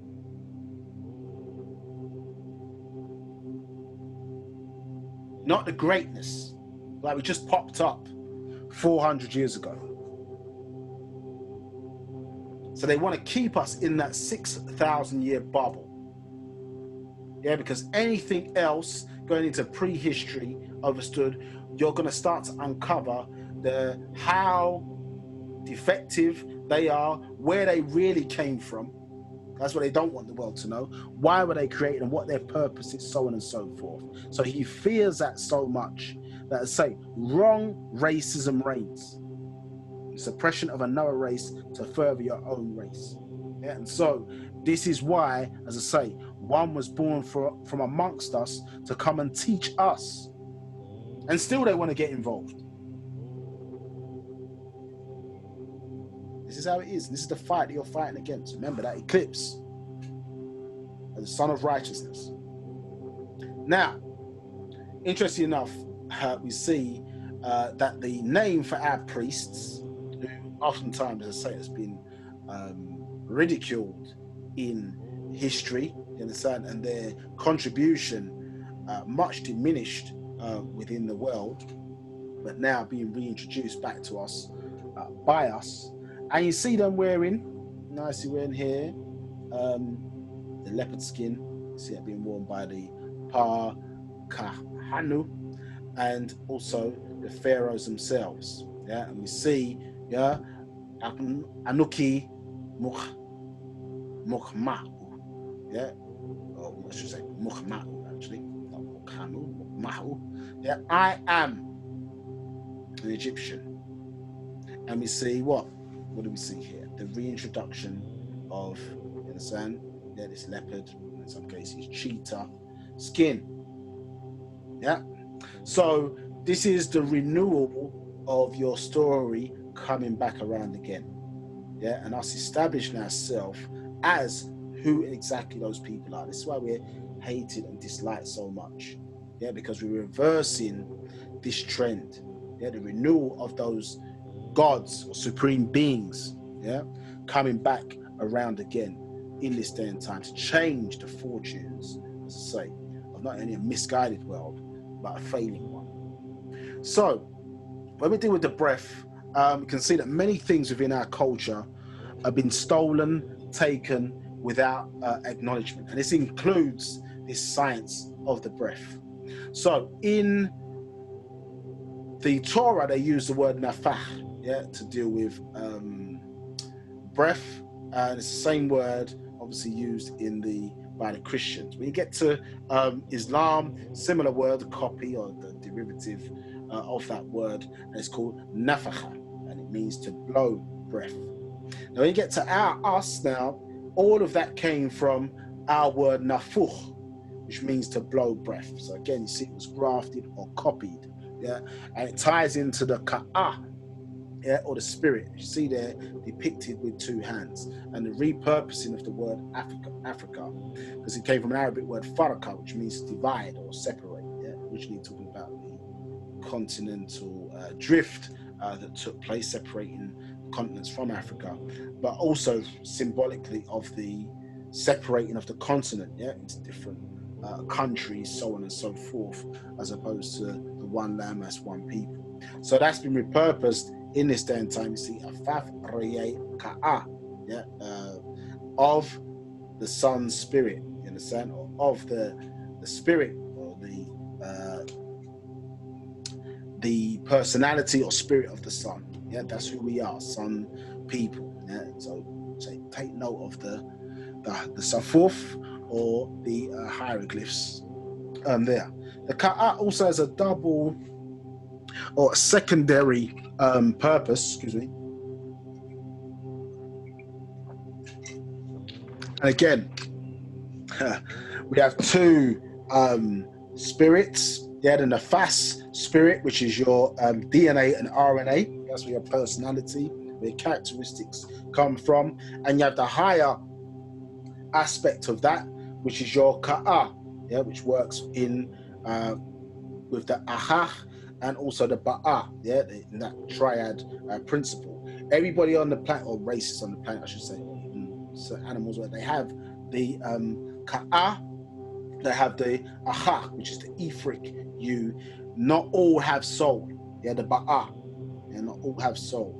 So yeah, say we have two souls. Evidence of that, as I say, is that we are burning black. Yeah, so which we'll get into, as I say, in probably part 2 of this class. But as it's expressing there, yeah, that allows a connection into the mental reservoir. So we are linked into a single mental or consciousness called the mental, and then your aspect of it, understood, is referred to it as mind or mind. If you put an E on the end instead of replace it to a D, that's my portion, my individual portion of that mental reservoir. Yeah, and you see the connection, yeah, in the universe and then outside. So everything that we're looking at here all around us is a manifestation of mental thought forms. And how it ties into the breath is that the breath is allowing us to get control, as I say, of mind and also the physical body. That's very important in terms of understanding this connection. So a bit, as I say, understanding the mind is a bit like, I suppose, how we're even communicating with each other today. You've got a router, understood, yeah? You've got a router which is connecting what? It's exchanging information into this wider reservoir of information exchange, which we call the internet. Understood? And your router is how you plug in, yeah, to that, how you plug in to obtain all that information. And what do? You send information out, so you you contribute to it, which others can use, and also you receive information from it depending on your inquiries that you run through your respective browser. Understood? So not to say that it is the internet, but it's certainly the most sophisticated version of that which your ancestors created the mental. I think in the previous class, part 2, we went through that in some detail. So if you know more about that, 9 million years ago, a certain event took place that seek out rebirth of Egypt and the matriarch, part 1 and 2. So, as I say, this is just a diagram giving you, as I say, how our brain works. Understood? And ensuring, it's very difficult in this day and time, certainly as you get older, is ensuring that you get enough sleep. Understood? Because you don't get enough sleep, it leads to mental health issues. You understand? So, well, I won't say that actually, but let's say the day in certain schools, they teach you how to divide up the day. You understand? And so in 3 hours, in 3 sections of 8 hours, understood? And one of those sections, 8 hours, is for sleeping. So most people I would see probably don't get 8 hours of sleep. If you don't get enough sleep, it can lead to mental illness. And so this is, as I say, when we talk about the movement of the suns as they appear on Earth, or the illusionary movement of the suns, this section here from the Amun point all the way down to the Anun point, all the way down to wake up, which is the Atum point, and then here the Atun point. So this is similar, as I say, to the movement of the sun as it appears to be on Earth, moving from east to west. You understand? But in this day and time, as we talk about the breath, Amun Reye is resurrecting itself. As you can see, that resurrection is taking place in the darkness. Amun means the hidden one. Understood? So we're traveling now through, you understand, that darkness, which in actuality is our eyes are designed to see in darkness. Understood? But here, when we're in that sleep state, remember, our physical shuts down, and what we exist now as soul. Our physical shut down, so it allows us then to expand. We're existing as soul, as ether has been expressed here, expanding in that regard. Yeah, and if you don't incarnate back properly, we get something called sleep paralysis, which is scary as hell if you don't know what it is. You understand? So this is showing a separation between the many aspects of ourself, 9 in total. And so we'll cover those in some detail next time, next part 2. So basically, as I say, this is talking about there, the Mur Shashur. Yeah, Mur Shashur, yeah, deceivers, or Mulalu, the Luciferians. Yeah, so what's happened is to say, many of the things that took place in ancient Tamaray, yeah, ancient Africa, ancient Egypt, yeah, many of the great things we're not given the credit for it. Understood? And certainly it's not connected. This is important. It's not connected that you, as black people, are given the credit for it as Egyptians, to connect you to them in this day and time. They will do everything to separate or give you that credit or credence. Yeah, they want to pigeonhole us into certain elements of success. Sport, understood? Yeah, is as the main one. Music, nothing wrong with that. And the kind of entertainment systems. But let it be engineering, science, construction, these types of areas, yeah, where are considered to be, not that they are, but considered to be more brain dominant, more thinking, more thought required, more intelligence, as they might classify it as. No, they don't want to give the credit for that. You understand? And so much so, what's happened is certain of the things that we talk about or we've seen, like for example, you look at the Edfu's temple, for example, and it's amazing coincidence that that temple, when you overlay it alongside a microchip, they look exactly the same. Certain of the technology that was used to build the pyramids, for example, because the pyramids were originally covered in crystalline materials like quartz, for example, and that same technology, sound-based technology, is what they use, for example, in ultrasound when they are trying to see what a baby or analyze a baby as it's growing within the womb of its mother. So certain things have not been tied in to us as ancient Africans and given the credit for, and so there's this conflict that takes place between and a whole even industry that's take place around, this is the black version, let's try and disprove the white version. Yeah, and you know what I'm talking about, called black history. This is the black version of what we're saying it is. This is the white version of what we're saying it is. There's a whole industry around it where we have to get to a mindset and say, you know what, you don't want to believe us, who cares? You understand? This is the evidence of our realness and reality of what we did and what we achieved in our history and how it relates to us. Understood? And watch. We're going to build it again to show it who is who in this day and time. And you're seeing people through art, through the language, and even as Tamaray showed, through the construction and what we're doing in Trinidad in terms of Sanctuary of Yanun, that's going to show you who and what we are in this day and time.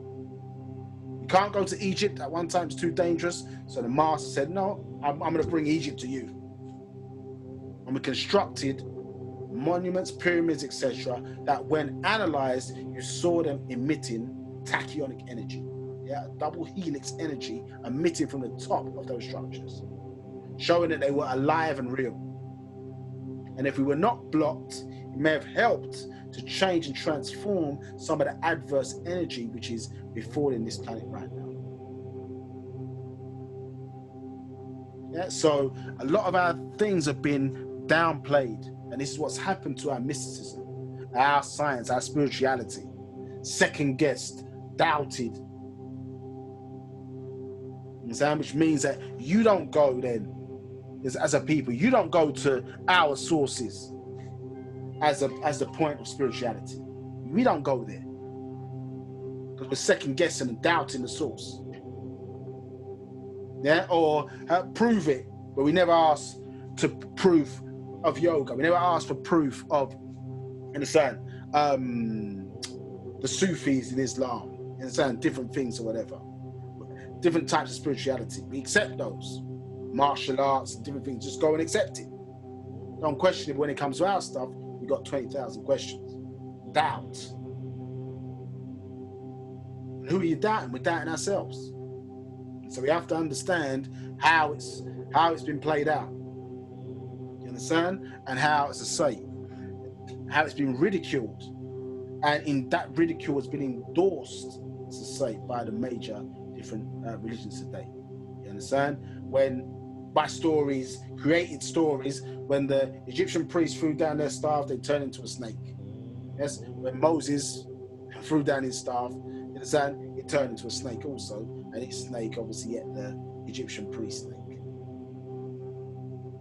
Yeah, this is the story. You understand? We know about Egyptian.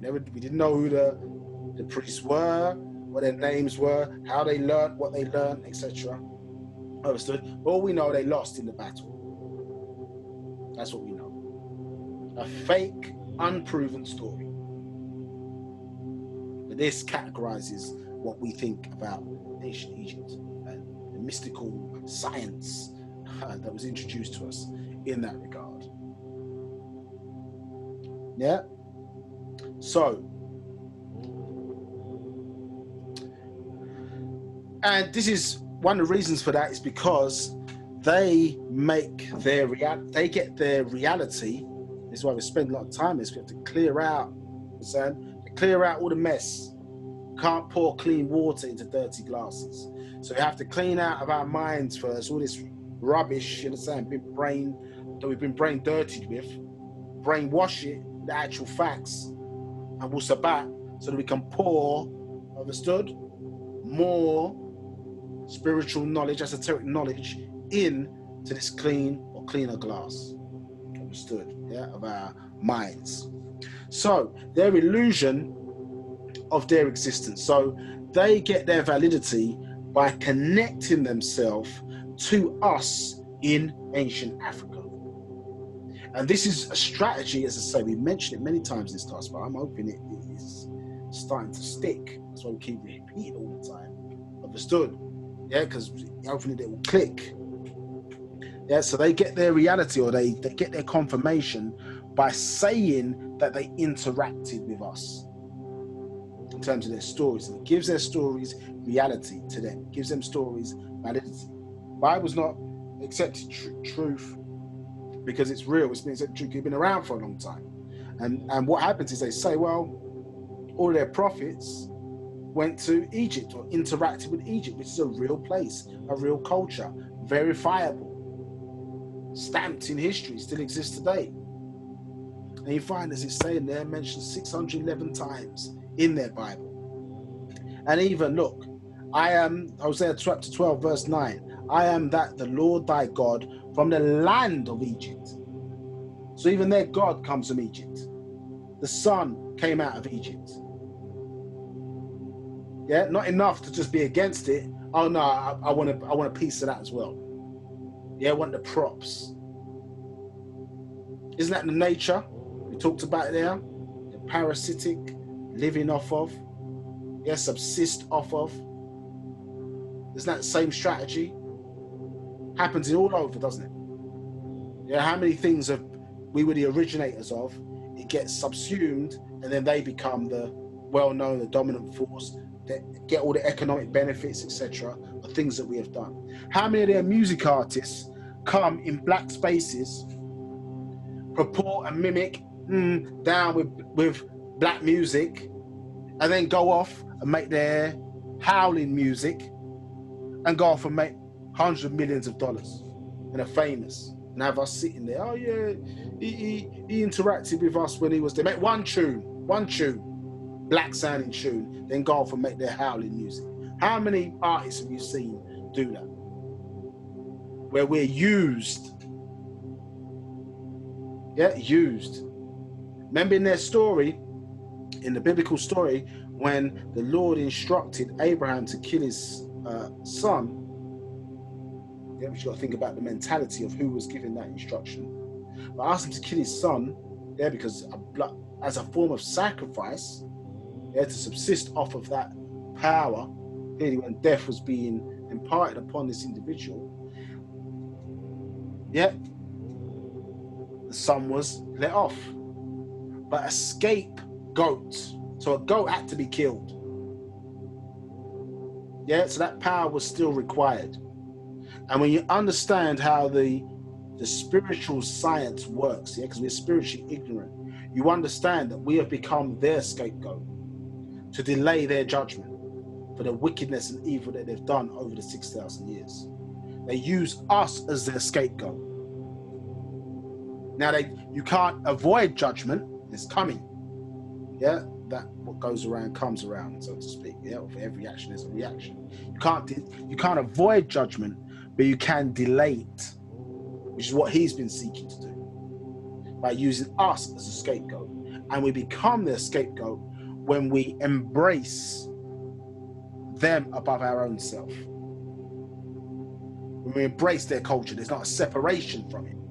Yeah, because we're worshipping stuff and tying into a culture that supports him and then subliminally works against us. It's all part of the tricks. Remember, this was a spell cast by their witches and warlocks of, you understand, of of the Wicca religion. As you saw on that table earlier, the Wiccanism was well before, yeah, what you're calling monotheistic religions today. Yeah, and after Zoroastrianism. Yeah, so this spell was cast. I keep saying it to you before, and I've been sticking in. Yeah, in movies, television, they cast people in certain roles. Now, this is how this illusion has been enforced. It was enforced in those books, certain spiritual books, and then, as I say, enhanced, become much more sophisticated through the media and various forms of media and the television and movies, so on and so forth. So, as you can see, various different examples again. So here, look at this example. So, obviously we love Black Panther, well, most of us do anyway. Yeah, nice movie. But it's showing you how, as I say, you use real things in an illusionary context. Look at the back here. Yeah. Yeah. So to the because you wasn't probably paying attention when you was watching this. You understand? Here. These are letters in the Sabaean language. Yeah, the language that we as Sabaeans speak today. Understood? Yeah, see it right there in our culture. We saw it when we opened the class today. These are symbols from our language. Yeah, but it gives the illusionary story grounding. It makes it appear real because it's real tangible symbols. It's real tangible things. Understood? Yeah, see it right there. It makes the illusion real. Now, this is a good movie, positive movie for us, but it's still an illusionary film. You understand? I'd say it's still a movie. It's not a true story. Although the things that are taking place in there, from a technological point of view, arguably, we have achieved in ancient Egypt. So it's a lot more. What they call now fiction is probably closer to our reality than a lot of their stuff is. Do you understand? But they use that strategy, the same strategy that's employed in the Bible and the Quran. Yes, let them interact with Egypt, a real place, because it gives their culture validity. Yeah, let me have a black person on board. Let me have a black person around. Let me have a black singer, backing singer when I'm singing. Let me have black backing singers because it gives me that real soulful sound. Understood? Yeah, but never getting the credit or the credence. It's all trickery, illusionary works, six ether or even ghost stational works. Yeah, to make that which is fake, false, unnatural, make it look like it's a dominant part and appearing real. And that's just part of their nature of what they're supposed to do, where nature deteriorates by that. That's just what they produce. Faith, belief.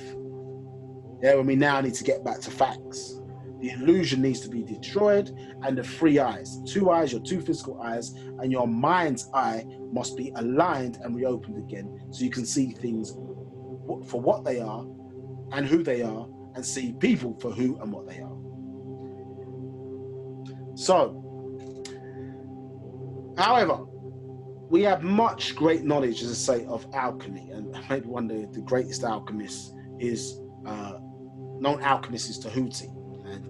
As Parnababianono, as or incarnate into that Amun-Nababrayata, was able to take some of those negative books, Bible, Quran, so on and so forth, and turn them positive, turn them into medicine for us for that necessary period of time when we were going through those first 30 years and those some now, even today in the hereafter doctrine, touching upon it for comparative studies to undo the adverse that was done, as I say, by those esoteric forces of six ether, as I say, that keep the Caucasians in power today. Now, 3 of the significant cities or universe cities where you learn about the universe, were Mausat, Thebes, Mahman, Hermopolis, and Manu, Heliopolis. Yeah, so these are their names. Put them in your brain somewhere in the back. Yeah, Mausat, Mahman, and Manu. Yeah, Manu. Not Manu. Manu. So this is where, as I say, or some principal cities, as I say, where our knowledge was being expressed or conveyed. Yeah, and we obviously learned about in Hermopolis, that was where Tahuti landed, one of the places where he landed. So our connection, as I say, to not only the stars, which we touched upon in our previous classes, here on Earth, but is obviously where we interacted and gained that higher knowledge, as I say, which was the place to be. That was the center of the world, so to speak, and the source of all knowledge, science, medicine, so on and so forth, that people came to us to learn about. Yeah, and we solved many problems within the world. Once we solved our own internal society and had that functioning right, we went out around the world civilizing other races to keep them in tune with the natural order of things, say, on the planet Earth. Now, one of the things that we do find, as I say, in terms of others, again, who align themselves, so they allude to ancient Egypt because that was a source of knowledge, and then want to align, take credit, but never giving respect or whatever to the source. One of those areas that we see in Euro Masonry, so is with this man, as you can see on the screen, Christian Rosencreutz, who founded the Rosicrucian order. So when you say talk about Rosicrucian, it's more of a generic term, I suppose, for somebody who is part of a Euro secret society, so to speak. Yeah, and Rosicrucian is dealing with the rose and the cross, and we see it here in this diagram on the Scottish Rite Freemasonry in the 18th degree, known as the Knight of the Rose and Cross. So you have the original 3 degrees. In ancient Egypt, there's only 3 degrees. Yeah, so the original our Masonic tenets, yeah, mean that we were operative builders, we were master builders. So in terms of building with stone, but there was an esoteric side to it. But in our culture, there was only 3 degrees. You understand? Only 3 degrees. Yeah. But what they did is that they stole, or were given to, excuse me, and then they created a third. Understood?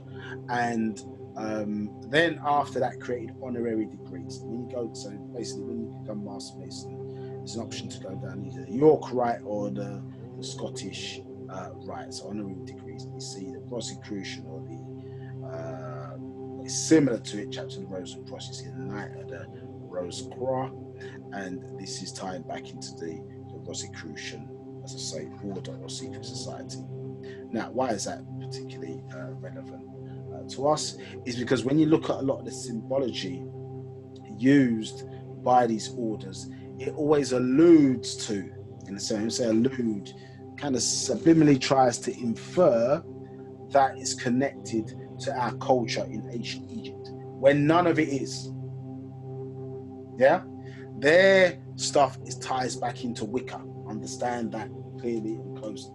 Yeah, it ties back into Wiccanism, and Wicca teaches that is their religion or the spirituality of the Celtics, which is the proper name, tribal name, I should say, for the Caucasians. And we see here from various different symbols from these secret societies, just throwing a few up here. Understand what we're seeing here? We're seeing the symbols of what? Ancient Egypt. Everybody wants to tie into the vine. Everybody wants to tie into Mokhmatu. You understand? So you see it here. Everybody wants to take the credit, but take none of the pain of being black. Yeah, all the credit for it. Yeah. Even replacing this originally, let's say, was a face of a female. Yeah, Hatshepsut, a black woman, was on the face of this symbol right here. Yeah, Eastern stars, so all tying back and relating back to ancient Tamaray, ancient Egypt in the iconography. Let's see here, Khonsu's, or a derivative of Khonsu's symbol there. Any questions? Manthu, any questions? There is currently no questions.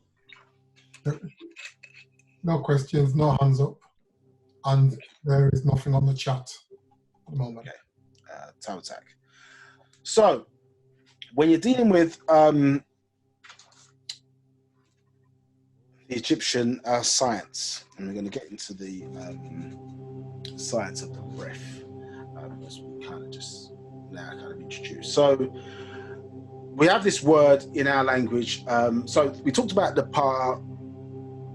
kahanu, yeah, and that was sort of the high priests, and our mysticism, or as it was understood by us, or mystics or whatever, was understood by us in ancient Egypt, and the word that they were called, or mystics, were referred to as samay. Yes, that's a hard samay. Yeah, and obviously, as you can see there in the language, musmayu, yeah, musmayu, mystics, yeah. So one who is a mystic, yeah, as in the person. So here is, I suppose, the science, and then this is the person. The language is a mystic as a person. Now, this got grafted or stolen, understood, to become the equivalent in Sanskrit by the Dravidians as yogi. So you've got yogi, haven't you? You've got yogini. Yeah? So yogi male, yogini female, as mystic, understood? And that came from that word yog, which basically meant join of union. You understand? Now, excuse me, where obviously this gave birth to yoga. So Smai, as you see it there, or Smai, is also a derivative. Sometimes you see it spelt like this, Smai, but the original, or Sabatic pronunciation, is really Smai. Yeah, you see this kind of derivative here of that word. It's hard to pronounce. So. Yeah, it's a hard S. When you say S, sounds hard. So, Smai. Yeah, and it is a science of complete union, or complete union breathing. Understood? Yeah, this is what it's dealing with. So this union, or a joining together. Yeah, this is what the word smai is dealing with. Yeah. In terms of the science of yafuch, yeah, which is breathing. So as you can see here, it got stolen. It got stolen. Another thing got stolen again from ancient Egypt, and the credit not given. Understood? So almost in a sense, and what's deep about this one is that no one knows the real science of ancient Egypt, probably until particularly recently, or certainly not promoted. And so we find ourselves in things like yoga, trying a thing, so to speak, when it wasn't really designed for us. Yeah, it was a copy, or stolen, obviously, to make it pertinent for the Hindus. And obviously, that has now obviously travelled around the world with various, all different people of all different races, and involving themselves in this by choice. Understood? Not understanding that your ancestors, or our ancestors, created certain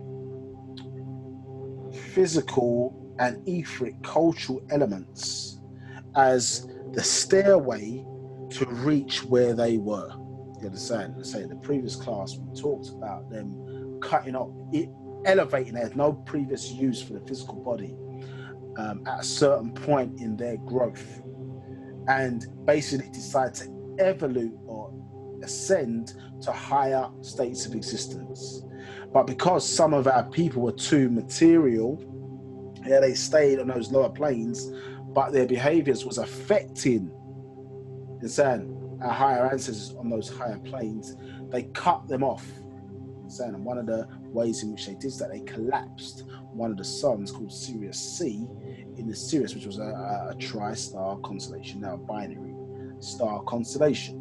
Cut that pathway off. But in order to allow us as their children to still continue that ascension pathway, certain things have been left for us culturally, because we still have their DNA, their genes, and their characteristics. So the ability to ascend and transform was left to us in the form of certain doctrine, understood, that was provided to us, knowledge, so on and so forth, teachers sent, so on and so forth, in order to, as I say, assist us in our ascension pathway, which is to say, part of natural nature and many life forms within natural nature. So yogini, a mystic female, yogi, let's say a mystic male, but all taken from that word yoga, which was taken from smai. Yeah. So the question is always asked, is our culture a religion? Is that religion? And as we talked about there, yes, well, you could tie it into the, if you tie it into the word that ties it back into the sun, you understand, then that's one way to look at it, you understand. Helios, sun, we talked about a bit earlier, Religio, time back into the sun. But here you see another etymological meaning where we see re, to do again, and ligio means union, you understand. So we're talking about reunion, which is what I say this word smai means, which was stolen, as I say, when you look at the word yoga, to mean union. So this is a coming together or a reunion or completion, understood, using the breath, understood, reuniting or bringing together in union both your physical and your mental side. So the hatat, the body, and the akal, the mind, bringing them together, understood, in perfect union, using the science of breathing or the breath. So we can see other things that were stolen. We look at the word Messiah, for example, Daniel 25. We can see that word Meshiach, you see it right here, Meshiach or Messiah, as I say, also came from an Egyptian word. Yeah, and you see it there. They say anointed, yeah, king, high priest, so on and so forth. But really comes from the root word Mashach, and it means to what? To smear, anoint, spread a liquid, to anoint. It's not talking about a person, it's talking about a person who has undergone that ritual, yeah, been anointed. And in ancient Egypt, this was us going through or being anointed with crocodile fat. You can see here with Tahuti and Horus performing an anointment ritual upon Asar. Yeah, the word, as you see, anointing there. Dahun, yeah, so double A is equivalent to the ing for Semitic speakers. Yeah, so Masur obviously is the action of wiping, and then Dahun is the actual anoint, is to anoint. Yeah, but then to wipe away obviously the excess fat. Yeah, so this is what created or the term Messiah. That's where it came from and got grafted in to the language of the monotheistic religious books. So you can see it there again, etched into the walls in ancient Egypt, this anointing ceremony, or Dahun. So you see with, I think quite comprehensively that many things, as I say, have been stolen from us, as dark-skinned Nagarnadu, Negroid people. And literally the culture's been stolen, where you see certain monuments around the world have been taken from ancient Egypt and then placed in various different cities around the world, much ignored by us as a people. I say ignored because we just pay it no mind. It's been interesting, but you don't associate it because of those strategies that were deployed, because of the psychological attacks that have been deployed. We don't associate it with ourselves. And so we're not looking at it and say, hey, without reading, obviously people now getting into it and seeing, damn man, this is stolen goods.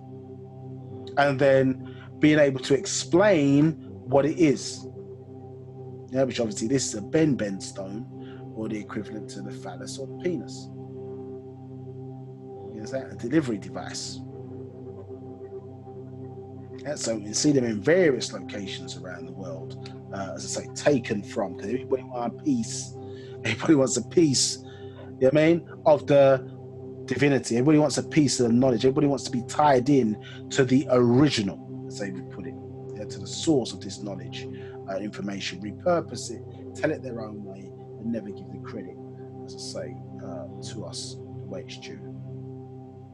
So when we start, as it's saying there, to reassert ourselves, what happens is you get this conflict there between us saying one thing and then somebody else who's stolen our stuff saying, no, that's not yours. And then because no one was around long enough to confirm who and did what, there's a challenge against it. You understand? Or people are questioning, well, that information that you're writing there, that sounds like X, or that sounds like this person. Understood? When it was stolen in the first place. So these are the things in, as I say, you having to deal or clean out those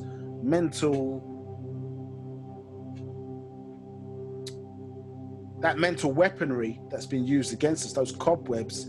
You have to kind of think, etc. Well, who plagiarized who? Who was around long enough? Who was around before a lot of these people were even here? Some of these things were written long before 6,000 years ago, which when white people are not older than that on this planet today.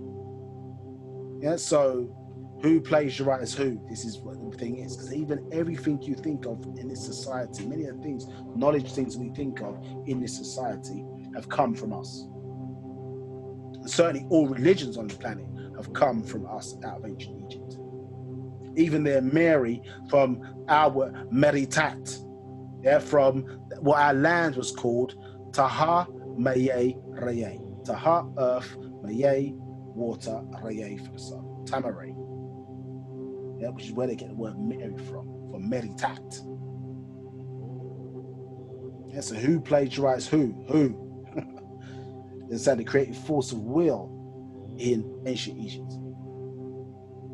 So the plagiarizer is still given authority over the plagiarized. Why is that? Well, this is an example. This term, Egyptian or Kemetic yoga. Yeah. Now, hopefully you see, I'm not dissing the intention behind what it's trying to achieve. However, you can see it's a stupid word when you understand that the Egyptians, or us as ancient Egyptians, yeah, Mukmatu, had our own system called Samay. We had our own system, and somebody copied it and created yoga, the Hindus. So how can you have Egyptian yoga? You can't have Egyptian yoga. One is one thing, one is another thing. You have ice cream and jelly. They're two separate things. Understood? So it's two separate systems. You can't take their stuff and then mix it with our stuff. The reason why I say that is because our structures of our body are different. They have 7 endocrinial glandular or glands. We have 9. So one system was designed for them and one system was designed for us. So when we start to engage in other people's stuff, yes, we may derive some benefits of it, but there is maybe some detriments because it wasn't designed for us, and no one cares to adapt it for our purposes, or no one wants to acknowledge race in that context. Well, it needs to be adapted for these people because they're a different race. Yeah, so we just blindly, ignorantly just jump into things. And that's part of our journey of discovery, isn't it? Trying to find out who we are. Try this, try that, try this, etc. Understood. But look at this. It says Kemetic yoga is an Egyptian system of yoga which involves a combination of physical movements, deep breathing techniques, and meditation. This form of yoga, is it a form of yoga? Well, in the word of union, but it's not a form of yoga insofar as it's not a derivative of stolen properties by the Hindus. It says has larger emphasis on breathing patterns, which also inculcating the philosophies of self-development, healing of mind, body, spirit, and self-discovery. This is where the games get played. Whilst historians have estimated that yoga originated in the Indus Valley around 3,300 BCE, images portraying yoga and meditation poses, asanas, which were found in Egypt were argued to have predated this time period. So the issue is now, look, argued. We're not accepting it. We're not accepting that you were the source. Because our thing's been known to be around longer than yours. So if you steal something long enough, you understand? If you let it go long enough, it becomes yours. You know what I mean? If you don't give credit to the source of where it came from. Which is why when you look in the New Yorkshire, what do they have? They have the the Statue of Liberty. And it's a woman holding what? A torch, fire. Tying back to who? Nana, master of fire. And what do they use? A burn down, yeah, it's progressive, or certain systems, as they showed you even in that move, Black Panther, isn't it? They were taught when they're taking over certain societies, what did he do? He burnt the things that would lead to legacy. He burnt all of those flowers in the movie. You understand? It hurt us in the movie, isn't it? Even though it was fake. He burned the flowers so there could be no legacy, which is what they did in real life. They burned that library in Alexandria, one of the greatest source of knowledge the world has ever seen today. Burnt it down so they could re-establish themselves as the authority. Same thing happens today. Yeah, they bombed Iraq, which is Sumer. Yeah, they bombed Iraq to pieces, bombed it to the ground. A lot of ancient artifacts, certain things or whatever, stolen in the hands of collectors around the world or whatever, absolutely destroyed. Yeah, because now when we start to try and go back 6,000 years, where's the evidence? Where's proof? They can re-establish themselves as the authority. And so you get involved in this stupidity, arguing to assert yourself to claim you were the original. When psychologically, what do we need to say? We need to say, well, hold on a minute, you prove your thing. Our stuff is our stuff. And as long as you confirm it to be factual, as long as you confirm it to be correct, that is what makes it real. When you start living the culture in this day and time, you don't have to argue about the past, we're doing it now. You can't tell us any different. Yeah? They want to argue. I think one of the arguments was against one of Master Teacher's books at one time about 9 ether versus 8 ether versus 7 ether. It's in hair textures. So, oh, well, where did he get it from? It's not in any biological book. Where did he get it from? So you're not allowed to create your own system for classifying genetic strength within hair textures. Isn't that what they do today in the hair industry? When a black man writes it down, it's a problem. A black man puts something in place, or a black woman, it's a problem in establishing itself as the source or the authority. When everything we see in Wu-Sabat relates back or can be proven or goes back to those ancient times, even though it's newly reintroduced in this day and time. And what's the problem? These three words: author, authority, authentic. If you don't have enough authors, you don't become the authority, therefore you don't decide what is or what isn't authentic. Hence why a new mindset is needed, understood, which is to be for self and kind, to have your own stuff. And it might even get solved in this generation. It might be the children and their children's children where this thing really sinks in and sets in. They haven't got that internal conflict they have to be dealing with all the time in our journey of discovery. Yeah, because confirmation doesn't mean seeing what's in our books and finding it in a white man's book, or seeing what's in our book and then you see it on some documentary and, oh, because you heard it there now, that becomes true. That's not confirmation.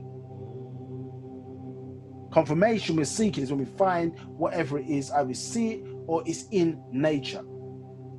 Yeah, it confirms itself with the source. That's how everything was aligned in our doctrine, how it aligned with nature. Yeah? So this is a serious thing because it interrupts or affects the way we see ourselves and the way we progress ourselves spiritually. And we don't have when we have to address the foundation. We have to clean out, as I said earlier, clean. We're not pouring clean water into dirty glasses. Yeah, so the glass has to be cleaned. Knowledge, concern, right knowledge, right wisdom, to right understanding, leading to a right overstanding, leading to sound right reasoning. Yeah, a cleansing, a medicine of Wu-Sabat. Yeah, to prepare us to say for that transformational journey. All right, I've spoken for a little while, and it seems everybody's a bit quiet today. Not much questions. So we're going to ask you some questions now. See how much you've been paying attention as we've gone along. Okay, so do your best. There's no prizes and there's no forfeits either. So yeah, let's see. Boom. Okay, so I'm going to launch this poll. And we'll do it for a few minutes. So the first question, we'll go for question 1. So first question, what is the Sabaic word for Egyptian? So you got Tamarayan, you got Muhammatu, you got Muhammatu, and you got Kamatian. And so select your choice based on what you've heard today. Yeah.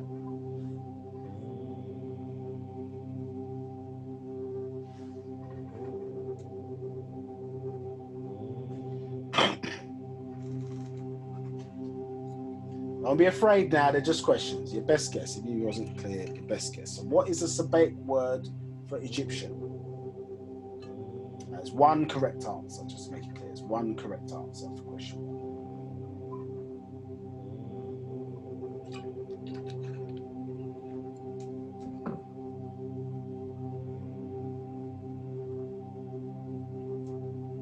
Seems everybody's scared to answer. Can you see the poll okay on your screens?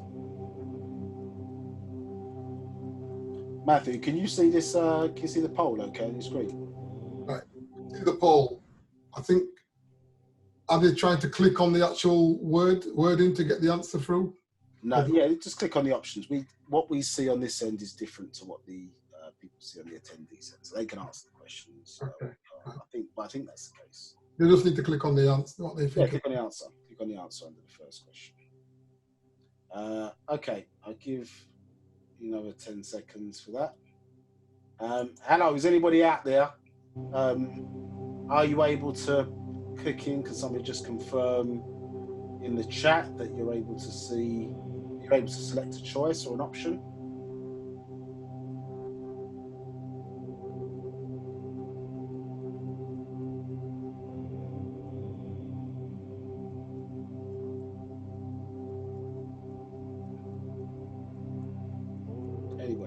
Anybody confirm in the chat? Can you click on an answer?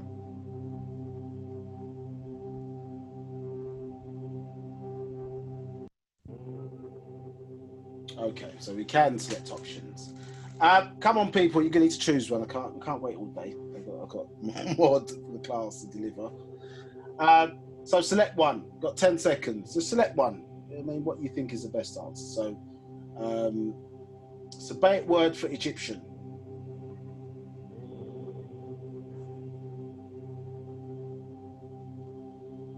Okay, there's more people on the call than this. It seems. Right. Okay. So I'm moving on to the next question. I'll give you the answers at the end. Yeah. So, what is the Sabaic word for the religions of Abraham, grafted in their languages and religious books that meant to blow breath? Okay. All right. So just don't be afraid if you get it wrong. We'll clear it up afterwards. It's not a problem.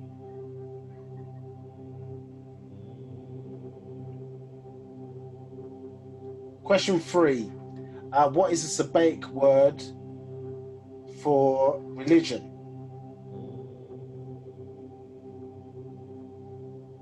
Okay, there's got a few answers there. Just working through. Yeah. Question number 4. See, people have worked through them. What is the hidden etymological meaning of the word religion?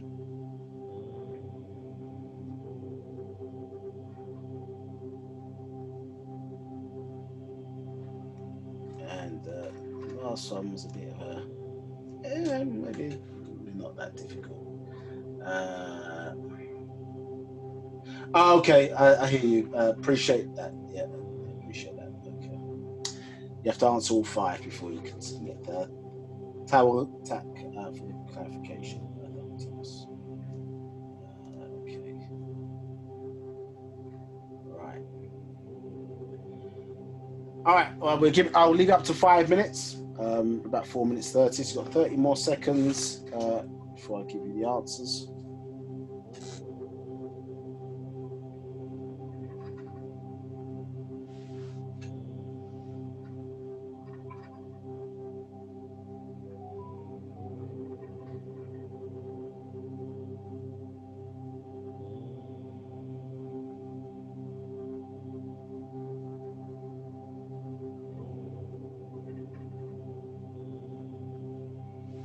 Uh, 10, 9, 8, 7, 6, 5, 4, 3, 2, and 1.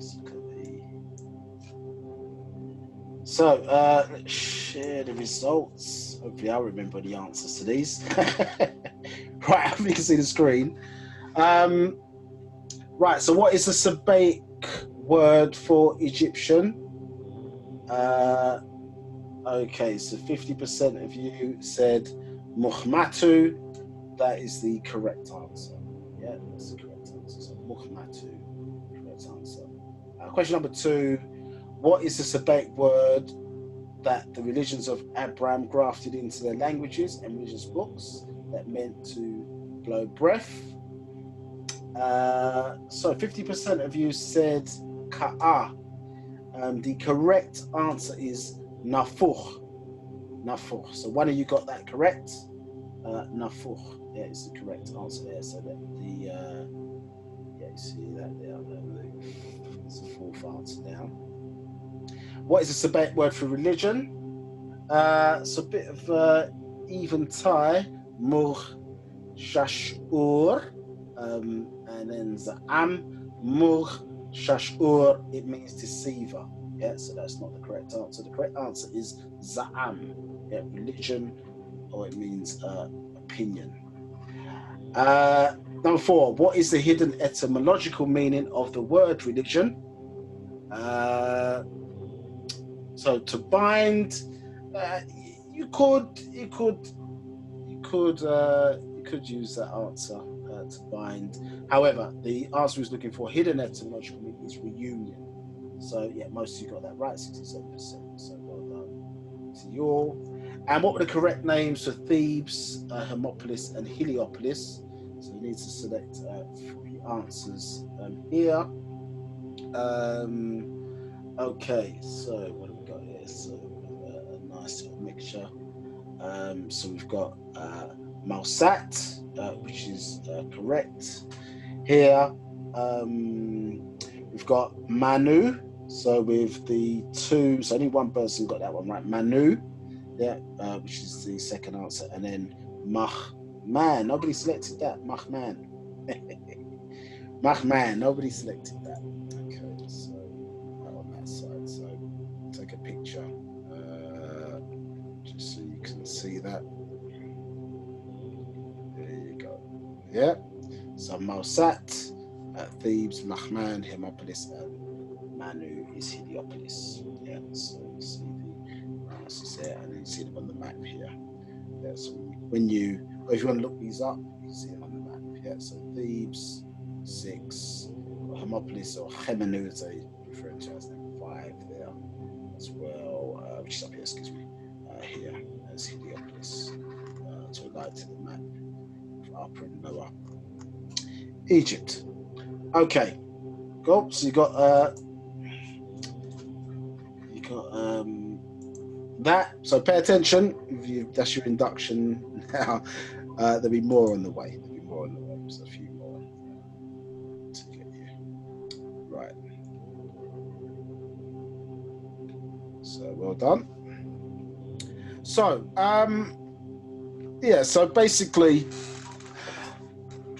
what we understand is that, as I say, I think we've made the point well and hit the point home to you about the issue about stolen stuff and stolen things from our culture and not giving us the right credit, and how I suppose we have to develop a strong mentality using the doctrine that we're learning now to understand where our stuff came from and that many things have been stolen. And on that journey of confirmation, we're seeking confirmation against our own stuff. Yeah, so you get to a point, I suppose, in Wu-Sabat where you understand what it is, and if you're still on that journey of finding out what it is, then it's not a problem. But then you're seeking then to confirm things within itself. Understood? So confirm things not necessarily by what somebody else has said outside of what we do. We also have to get to a point where we're confirming things within our culture and mastering our culture. You understand? Because you reach a certain point, particularly with these actual facts and the thereafter doctrine, that can't be confirmed in the white man's world in that sense. In the sense, our stuff, well, we've got to wait for them to catch up before we get them to confirm X, Y, or Z. You understand? So we have to start to master things in our stuff, particularly when it comes to language. There's aspects there where they can't even go. So it's one thing us understand certain things in English. We're getting a different mindset when we now start to understand our doctrine in our language, and the realignment that comes with that. So we need to spend time in learning this language that we've been gifted in this day and time. So we see the names Mahmat, Egypt, and Masmar for Sumer. And in the Breast Scroll, I talk about the triad of teachers and align it to three principles. So we talk about Asar, or Osiris, as they call it, referred to as Pa, say Pa Nathar, Asar, Pa Nathar Tat, Ashtat, who they call Isis, and Pa Nathar Hara, Horus. Understood? So this triad principle, I think we did touch a little bit upon it in the previous last sessions that we did. But this triad, as I say, a lot of numbers mean a lot of different things to different people's cultures. But the triad is certainly, or the triad principle is certainly something that runs significantly through our culture. So, so one of the things about Hara or Horus is that so we have these triad principles, and then when we talk about Horus or Hara, he was a student of Tahuti. And if you remember in some of the symbolic stories of, or say not always our stuff, but some symbolic stories that have come out, one in particular with Horus in his battle against Set or Satok, understood, Tahuti was always there, or Tahuti was always there to aid Horus in his battle against Satok. And so as Tahuti is here in this day and time to aid us in our battle against, you understand, the adverse forces of 6 ether, primarily the Mukasu, you understand, or the Caucasoids. So we see here, interesting enough, in his symbol, we see Horus, or we see a depiction of Horus here. And right there we see him receiving some assistance or guidance. Understood? So Tahuti is always there in that guidance. So us as students, in learning our system and the way certain things are done to align with nature, must pay great attention to that.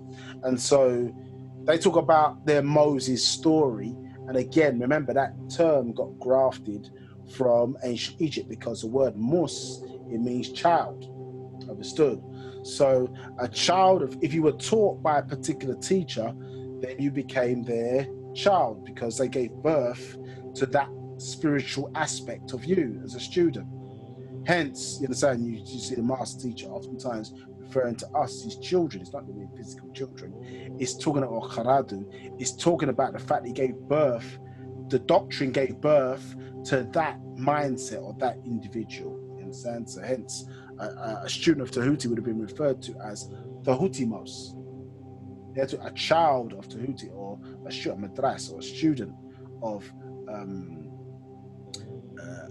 Tahuti. Yeah, in that regard, understood? Because again, all tying back to nature. So we understand that, as I say, that basically from an Atharu point of view or perspective, they assisted in growing a people and a culture in ancient Africa, all the way from South Africa all the way up to where we see it, or what we call in ancient Egypt today. And then we say also went off to the Americas. So we see that culture today as the Nupu side, and symbolized by the bee, yeah, Nupu side. And Inky links into that because he mixed in, although Anarch himself mixed in with our culture and worked with Tar. I'm not going into that story too much, but I'm Hotep, excuse me, to, let's say, infect the Mukasu, or the newly created Mukasu genealogy, to seek to take out the Dragonians in an ancient war that took place on this planet. As I say, which is we haven't got too much time to go into that for today, but if you're interested, seek out a book called 18 plus 18 plus 1, the 37 genes of mitochondrial DNA. We see also that on the Anunnaki side, as I say, they developed buildings and a culture called Sumer, or heavily influenced that culture. And so both, to some degree, have been interested in the development and involvement of the Homo sapien, or human beings in some regard. Although one is adverse and one is more positive, both have led to the development culturally in all aspects of culture for both of those sides. Now, us as Nagara, because of mixing, have both of their sides, or both of their genes inside of us. Hence why we're, positive and negative in terms of behavior. I'm talking about not in terms of the energy, in terms of behaviors. And so you see that symbolized by the Nahal, the bee, and the Zabab, you understand, the fly, and how they have different natures in terms of the way they work. We should be leaning more towards this side, the saying collective working, and you see it associated with our sacred orders, one of them being the Sabaean Grand Lodge, for example, and the White House, i.e. the Order of the Eastern Stars, for the females, yeah, because it teaches as almost like a rites of passage. It teaches men and teaches women how to work together. It teaches women how to work with other women, teaches men how to work with other men. And then when you ascend those orders, you enter into something called Palmachab, which is the elite Nawapian or elite Sabaean degrees. Understood? Yeah. So it's a growth and ascension pathway for us before we come back together. As I say, you look in ancient Egyptian order, when we were part of that school or degree, the men and the women dressed exactly the same. You understand? And we see them depicted oftentimes in the same or similar outfits. There's a gender distinction. The higher we rise up. Now, as I say, as we see, because we're of two natures, this being that was sent to teach us, Yanun, is obviously from both sides with two natures, to be able to deal with us of who we are, and in the reality of who we are. Understood? In order to say, draw us back to be in tune, or for those who want that, to be in tune with their etheric ancestors, and as I say, in line with that pathway. But many of us, let's be honest, we choose the ways of this society, of the Anunnaki,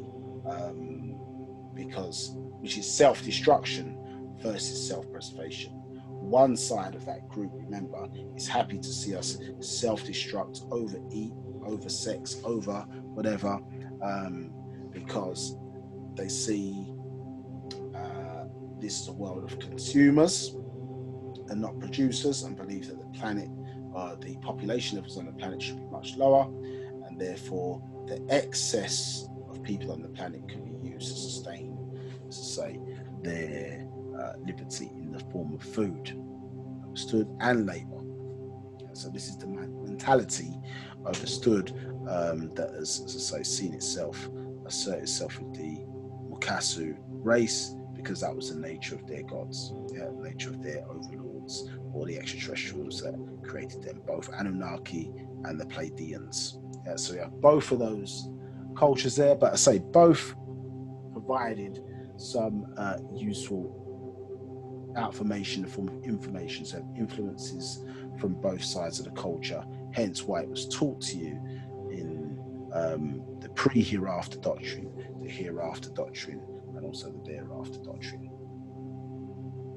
So one of the things about that original triad, that it goes back to, and we've talked about this before, but in space, matter, and time, the three things are inseparable when you're dealing with existence.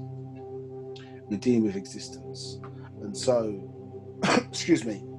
And so it's important, as I say, when you're looking at these connections between yourself as an individual universe, you're looking at the planet, also looking at the sun and the wider solar system. How, remember, we talked about this in the previous class, that the rules of out space and in space are exactly the same. Yeah, so when you're seeking confirmation of certain things, you have to look at these patterns, and how they connect to each other. Because you're looking at nature as the ultimate source of technology, understood, and how studying it helps you to understand about yourself. Because the way your brain has been structured, the way human beings' brain has been structured, we've been studied. Even though we grew with a thing, we've been separated almost in a sense to be able to study ourselves. You understand? We have that ability. So in some ways, we're separated from what we are because we're able to study ourselves. You understand? Either externally or inwardly.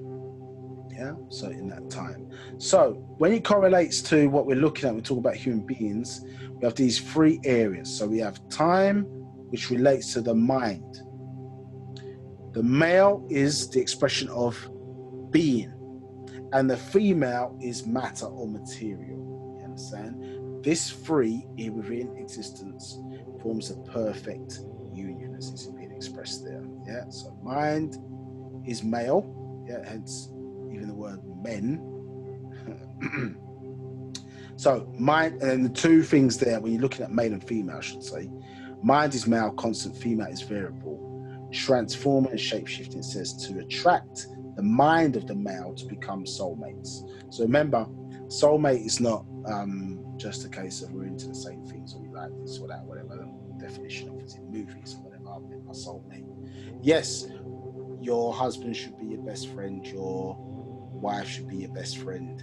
Yes, this is obviously the aspects of it. But what it's talking about is that the aspect of perfect compatibility. So when you're talking about two Nagarnadu coming together, or Nagarnad Twi, so two Negroes coming together, then what you are expressing is, can we, by way of environment, culture, produce more star children? Because when two Negroids or black people came together, the output was star children. Yeah, we produced more sons. Remember, we talked about that initiation, looked at that initiation maxim earlier. So we produce more sons, optimum, understood? And so that happens when two soulmates come together. And one of the outcomes of knowing whether two people produce soulmates is that the child doesn't necessarily look like more like one parent or another. There's an equal mix of that child looking like both their mother and father equally. Understood? Yeah, this is one of the characteristics, a lot of other stuff, but one of the characteristics of a soulmate coming together. That doesn't mean that if your child looks like dad or mum that they're written off. I mean, that's not what we're saying. But what it is that it's optimum. So in our right environment, etc., all things were done in a way to produce, say, the optimum as best as we could do in the circumstances that we found ourselves within. So, and this is always, say, linked to nature. So material, male being, and then the child then represents mind or mental. Do you understand? In order to produce existence, you need a child within existence. Yeah? So these coming together of this triad principle: space, matter, and time. Each one's always going to represent one of those things, and obviously they become present in us. Yeah, and so these are the kind of ontological elements of our doctrine that we need to understand to see how things progress and how we're linked, as I say, to other life forms around us and how we're linked into existence. Excuse me. So this is the excuse me, the Thet symbol that you certain times you see the deity Ashtat holding, understood, and it symbolizes the blood in the body. So we've been talking about that certainly a lot in part 2. So that symbolizes the blood in the body, or the Tahat, or the Thet symbol there. So pay attention of that in one's mind. So yeah, just to note there, so we have the same characteristics, the same characteristics as the planet. So planet has a central sun. Interesting enough, I think there's a recent scientific article that was I think going into this idea more often. This is something certainly in the Sabaean doctrine that has been prevalent for a long time. 600-mile diameter sun in the center of the planet Earth. The planet Earth is hollow, weighing 6 septillion tons. So that's 6 with 20 zeros. Understood.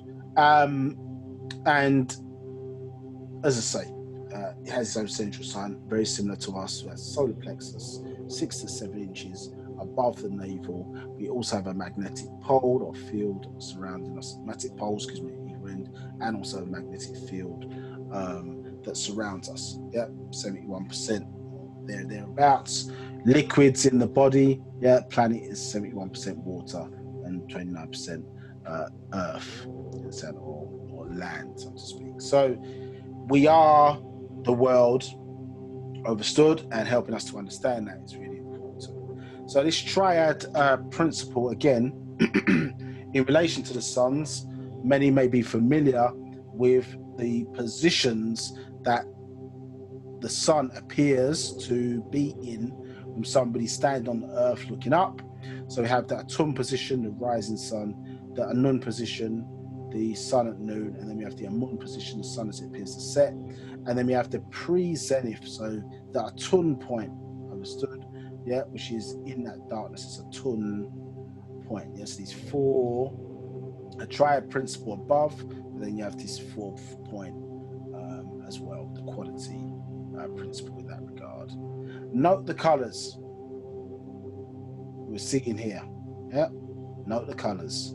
So again, we see the four principles there, or four suns, and again the illusion, remember, so this applies to somebody standing on the surface of the planet looking upwards. So it's illusion because the sun doesn't move in a direction like that. It does spin on its own axis, but it doesn't move in a direction.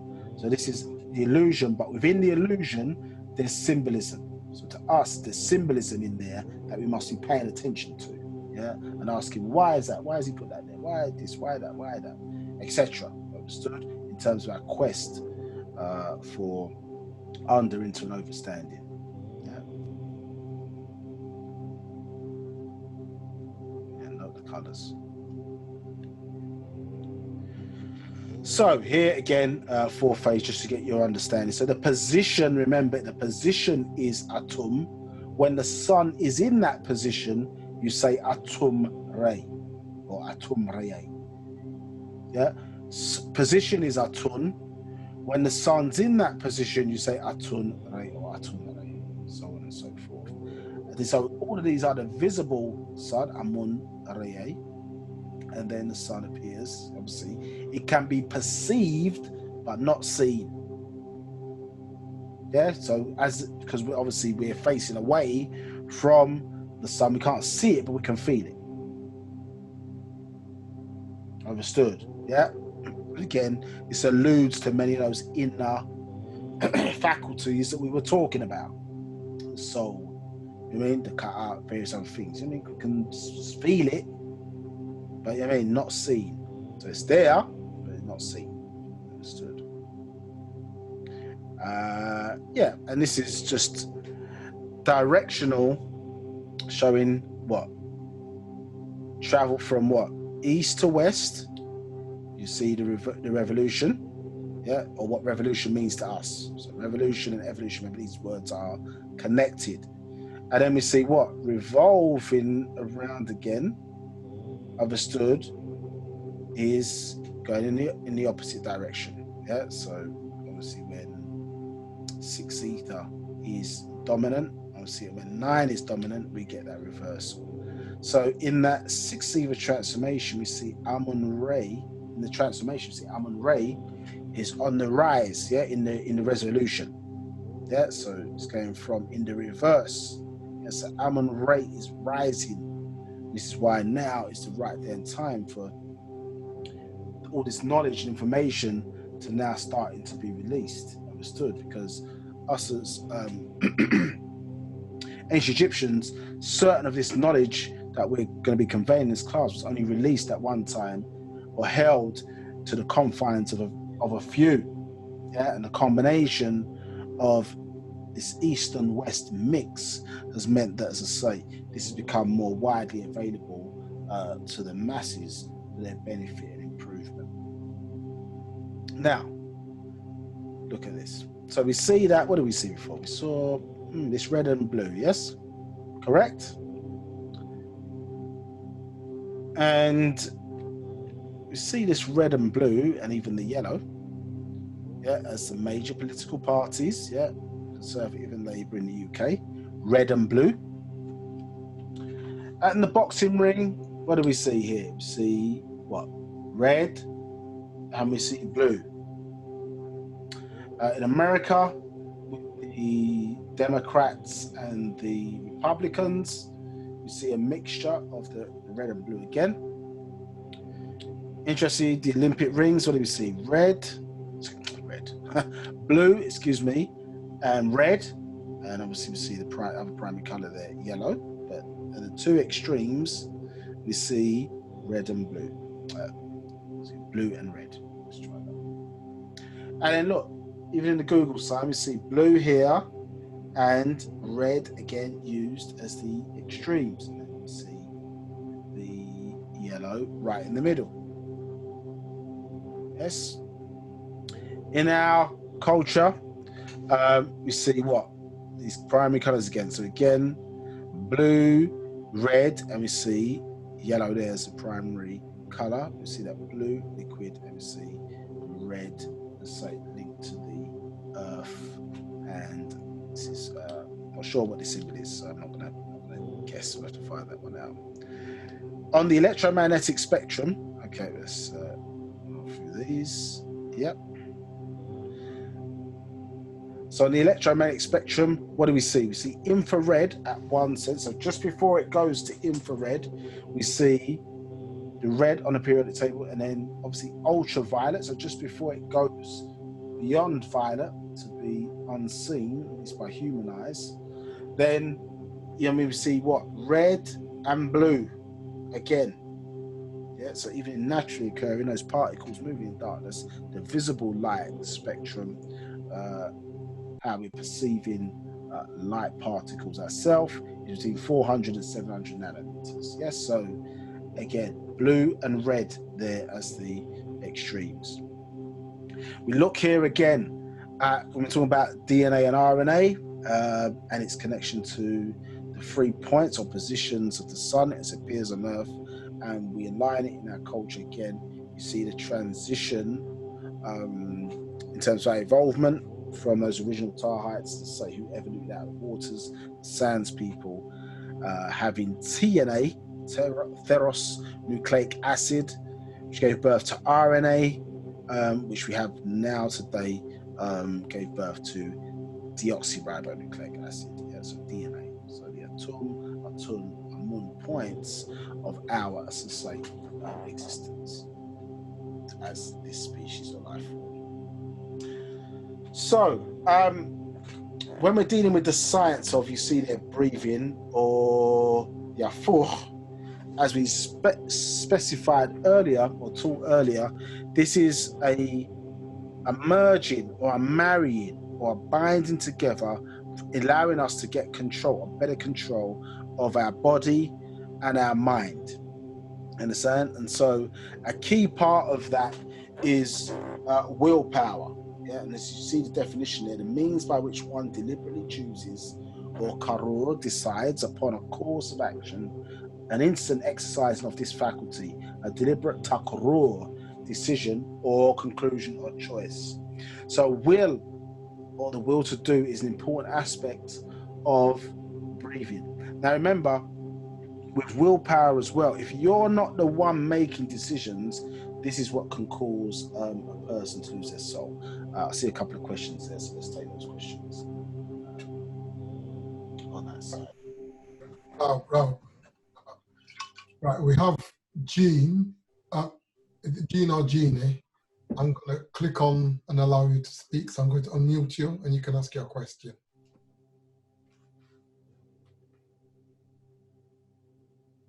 Hi, everyone. I do apologize. I raised my hand in error. But whilst I'm here, can you hear me, Nabab? I can, yeah. How you doing, Jean? All right. I'm good, thank you. I raised my hand accidentally. But what I wanted to look back, there was where you talked about, you know, when you looked at the bowls and you said how it relates to the sun, and then you've got the X, Y, X, X in the different positions. When we're at Atum, unknown. Yes, that one. Right. And then you said about the X, Y, that part. Can you elaborate on that a little bit more, just briefly, please? I do apologize. No apology necessary. Thanks for your question, Jean. So let me go into this then. So basically, you see it again here, isn't it? With female, male, male, and female. Right. So, in fact, let me find where my tablet is. So it'd be better to draw it.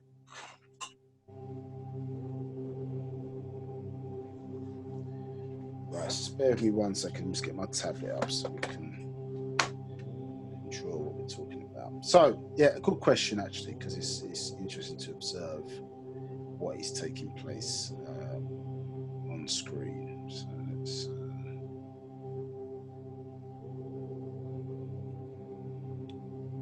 looking at.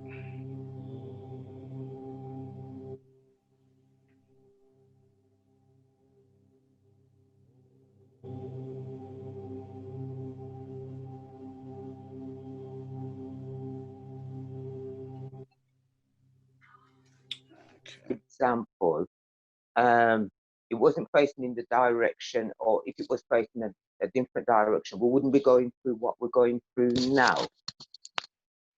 I'm not sure Nabab will give anything to add to that. I think he's... Yeah, I'm curious with that one as well. We can ask him that when he comes back on. Okay, thank you.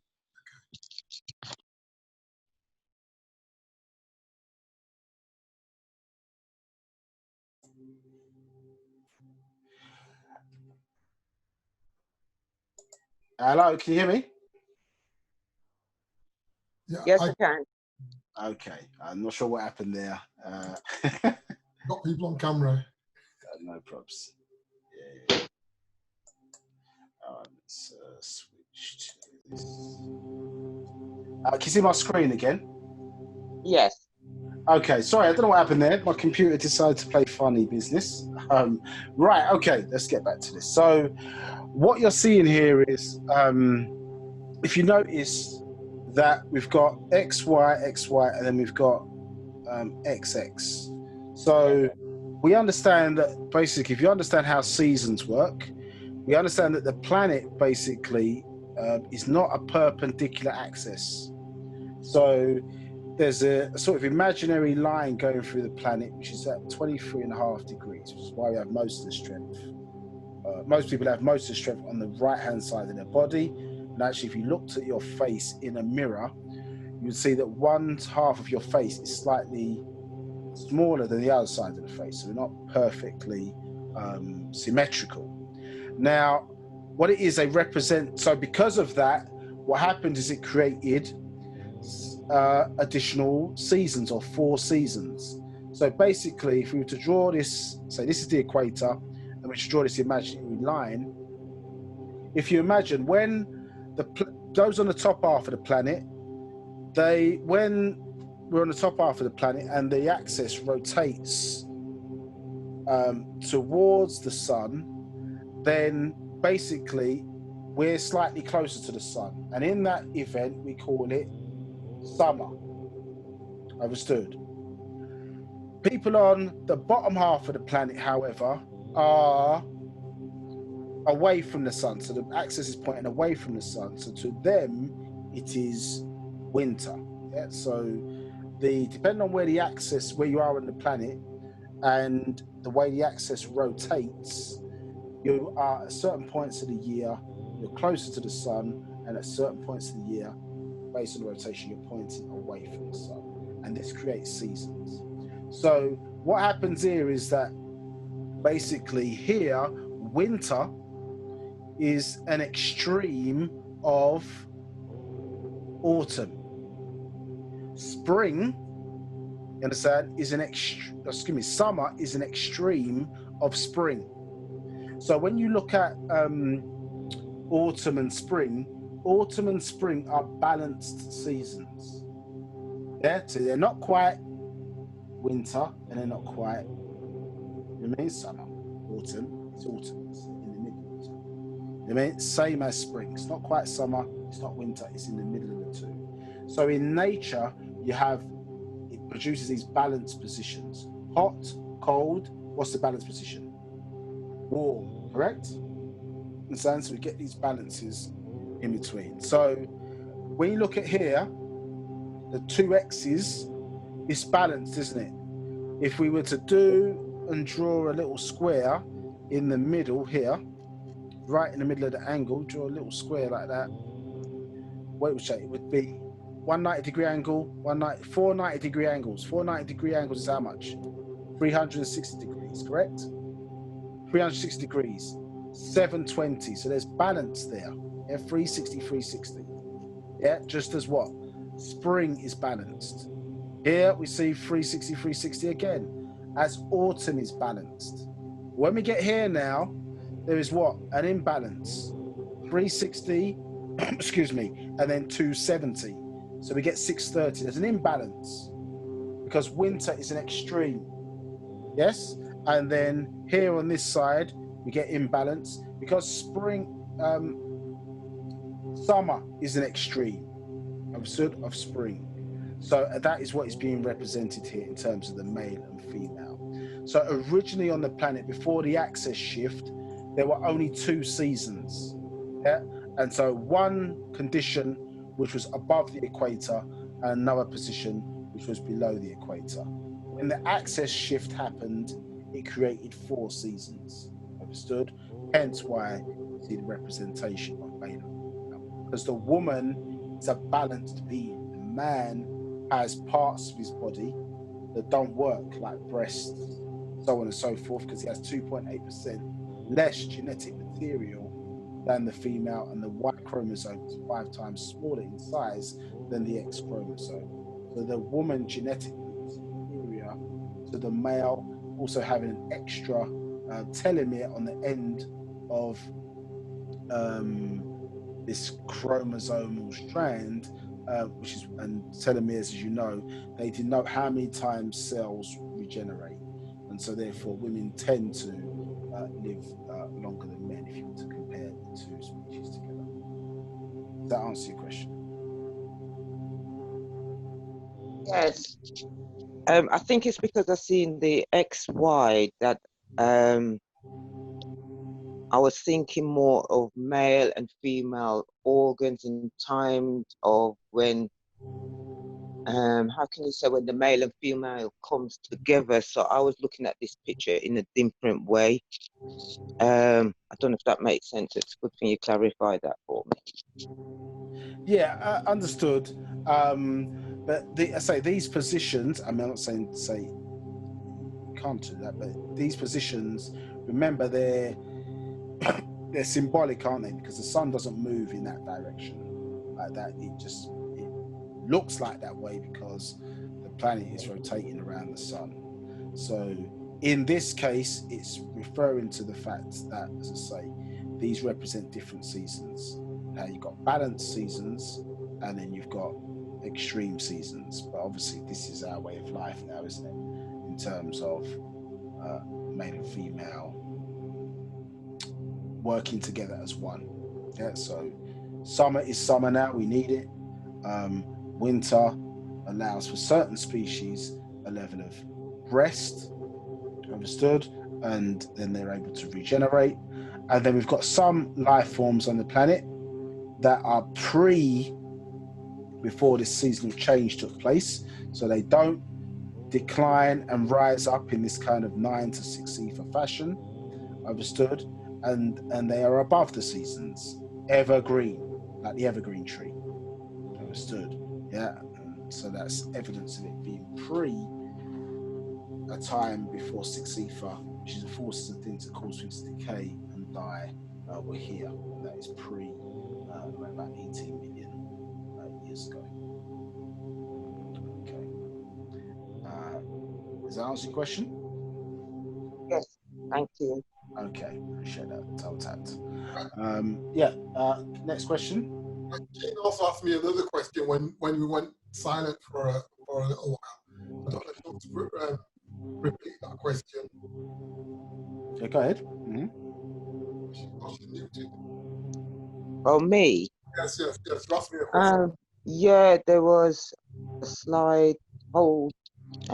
Is it that one? It was something to do with, there was a question to do with if, oh, I can't remember, it was probably second or third to last, about something about changes. If this change was to, oh, it's one of those slides, I missed the slide, I can't remember exactly. But it was to do, it was a question that was asked on the slide, and then underneath it was answered to say, yes, if we had changed the position. And I think, Okay. yeah. So I'm saying if that's the case, and I think it's just before, I got it up here. Mm-hmm. Right. And it's asking the question, would there be an influence if the Earth himself were facing in a different direction relative to the heavens? According to our ancient records, yes. So if that's the case, is that why we are in the position and having the problems or the situation we're having now because of this statement here? Because it would make a lot of difference in our being. It's not the reason. It's not the reason. It's not the ultimate reason why we're in the position we're in this position. It definitely has an influence, and so obviously what this is referring to is the fact that basically we are receiving, let's say, a lot of cosmic energy from various different parts of the universe. Understood, and because we've been around so long and we understand the impact of those energies on this planet, our ancestors sought to create calendars that tracked the influence. And so this is something very specific, I suppose, insofar as it relates to where arguably we lost power, insofar as when a large meteor, well, it's a weapon, so more than a meteor, a large weapon was fired at its planet around 12,500 BC. It assisted in knocking the planet further off of its axis, and we had certain structures and monuments, pyramids, and other structures that basically were set in a certain position on Earth and received energy from particular solar and other types of bodies. Yeah? Today in this society, we know how to use energy from one sun, i.e. the sun, like our sun, 93 million miles away. We haven't necessarily developed technology that is sensitive enough to pick up or utilize cosmic energy from other suns, but our ancestors had done that. So when the position got moved of the access point, it basically caused a lot of those monuments not to work anymore, caused massive explosions on the planet, because these things were tied into the ley lines of the planet, etc. And so it caused major problems. We had to leave certain areas where we lived and relocate. And basically it causes, I suppose, from a technological and liberty point of view, to go backwards. So, excuse me. So as a result, a new calendar had to be created called the Dendora star map. And part of the tracking of that now was this 24,000 year cycle with the 6,000 year cycles in between it. And because the axis to the planet shifted, it introduced something called precession change, or that was more acute. Precession change was more acute, and that introduced a 26,000 year cycle. And insofar as how this is relative, is because when it points towards the center of the galaxy, that denotes one type of energy, and when it points away, that denotes another type of energy. So part of the shift back to matriarchal rule is because of nature helping to make that transitional change as well. So there's stuff in the atmosphere relative to this shift or it change in direction. So if you imagine, it's not exactly pointing towards, but it's starting to point towards, and that's why you're seeing that shift in this particular instance, which they refer to as precessional change, which is going back to a matriarchal society or matriarchal rule. So in this specific instance, that's what it relates to. Yeah, so there's absolutely a change, and we recorded those influences on that star map.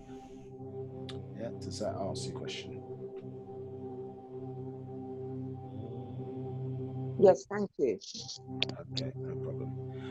Any more questions? You have a couple more. Yeah, go ahead. From Edward Steele, I'm going to allow him to talk. Okay, go ahead.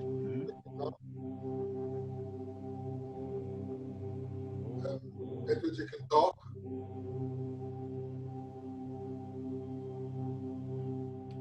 Edward, you are now unmuted. Oh, can you hear me now? Can you hear me now? Yes, just about. Yeah, go ahead.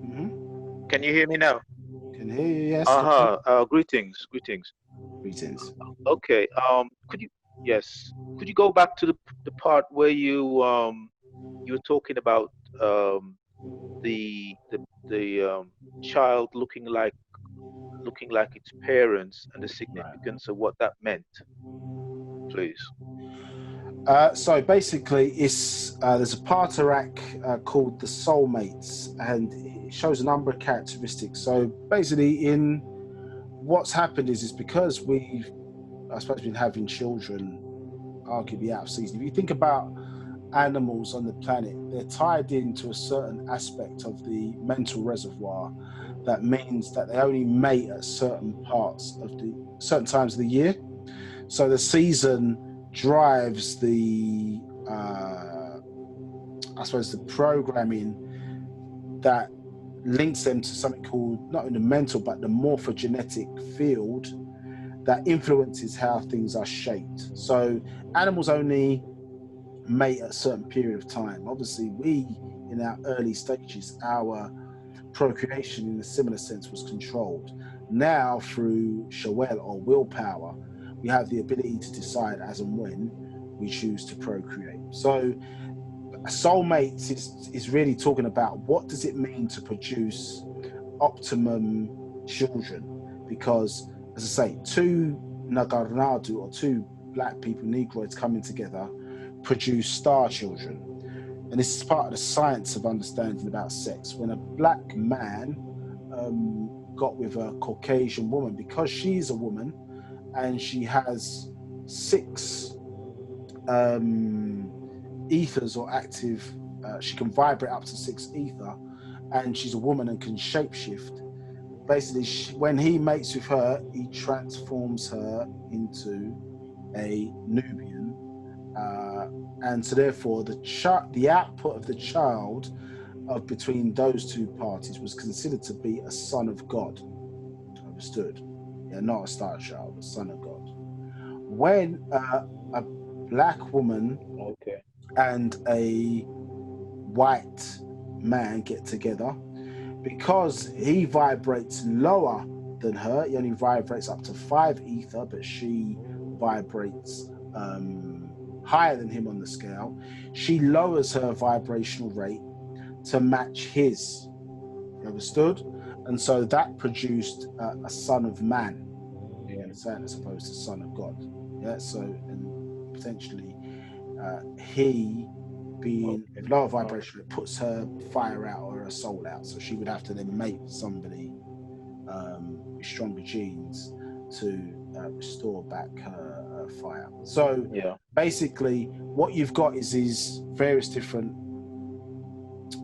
stages. There's also a book called History that goes into some of this as well. But you've got this and Lotus of Life. So you've got these rules within nature around the science of sex as opposed to the art of sex. And so us producing soul mates is part of that science. So one of the characteristics, and it's not this magical thing of, I say it's not a magical, it's a magical thing as far as people coming together and being able to live, work, produce, children work together.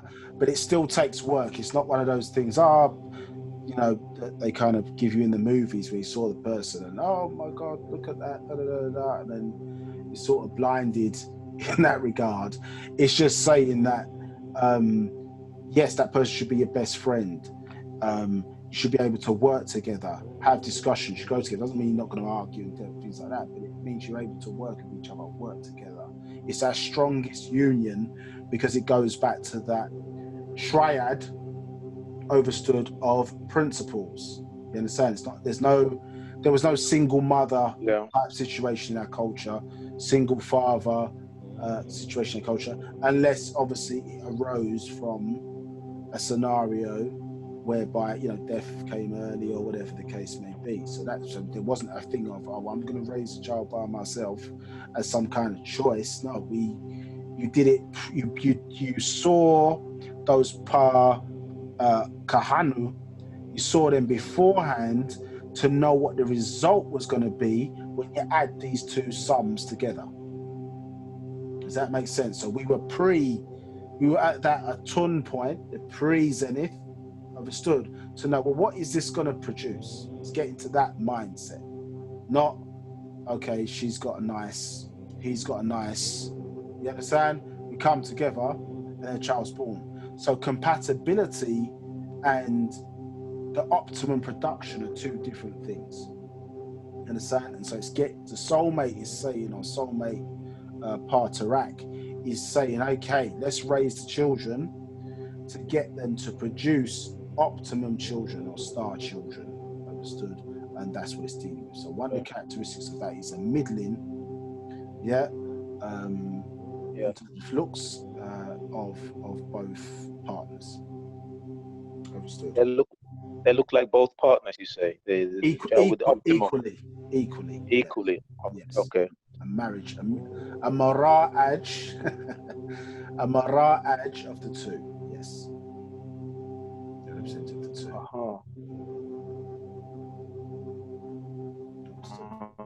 Right. Okay. One thing is, that doesn't mean to say if you're not that and you just look like your mum, you look like dad. It is what it is, isn't it? You just got to, you make the best with what you've been given. But if we're talking about the future generations, you understand, now absorbing this doctrine, understand the science of the genetic kiss, then, you know, this information is supposed to inform us to make better decisions, to use our will better.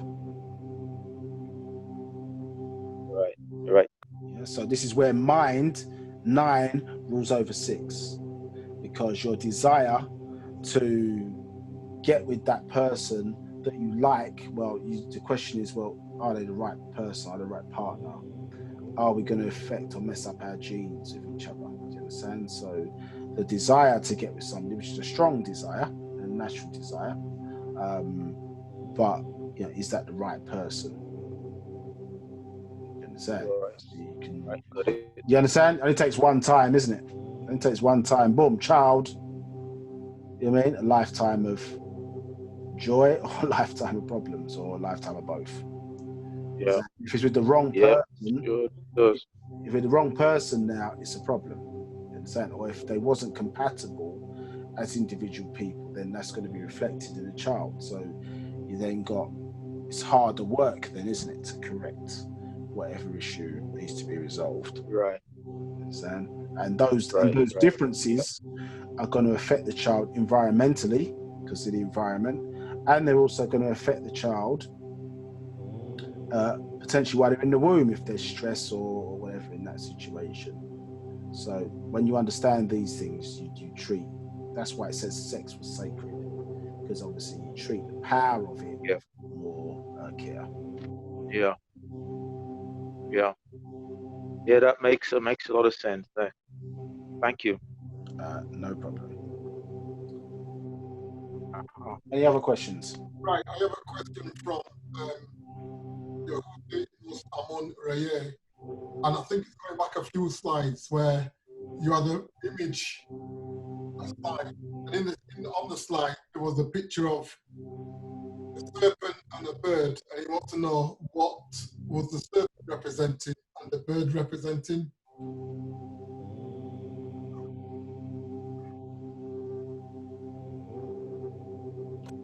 Oops.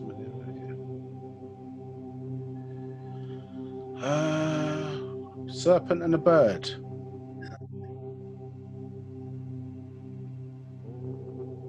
With Harun in there.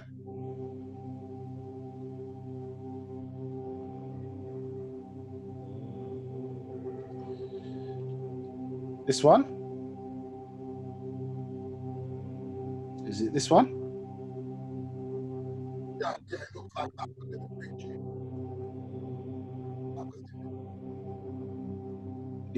So is that, you're confirming that is the case, yeah? Well, Yes. he's got his hand raised. So yeah, you want to clarify? Just to help us out. Do you want to unmute him, Manthu? He wants to speak, so I'm going to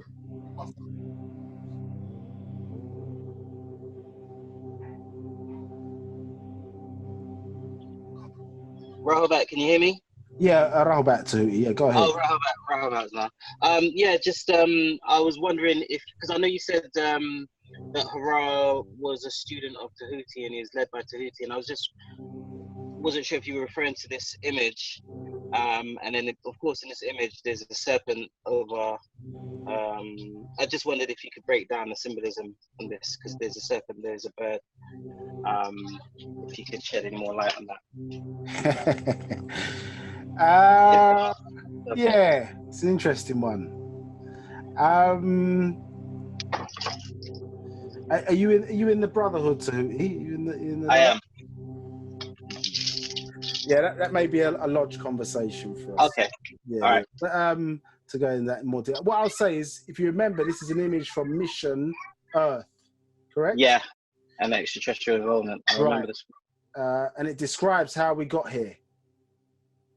Right. That's all I'll say on that. Okay. Okay. Describes how we got here.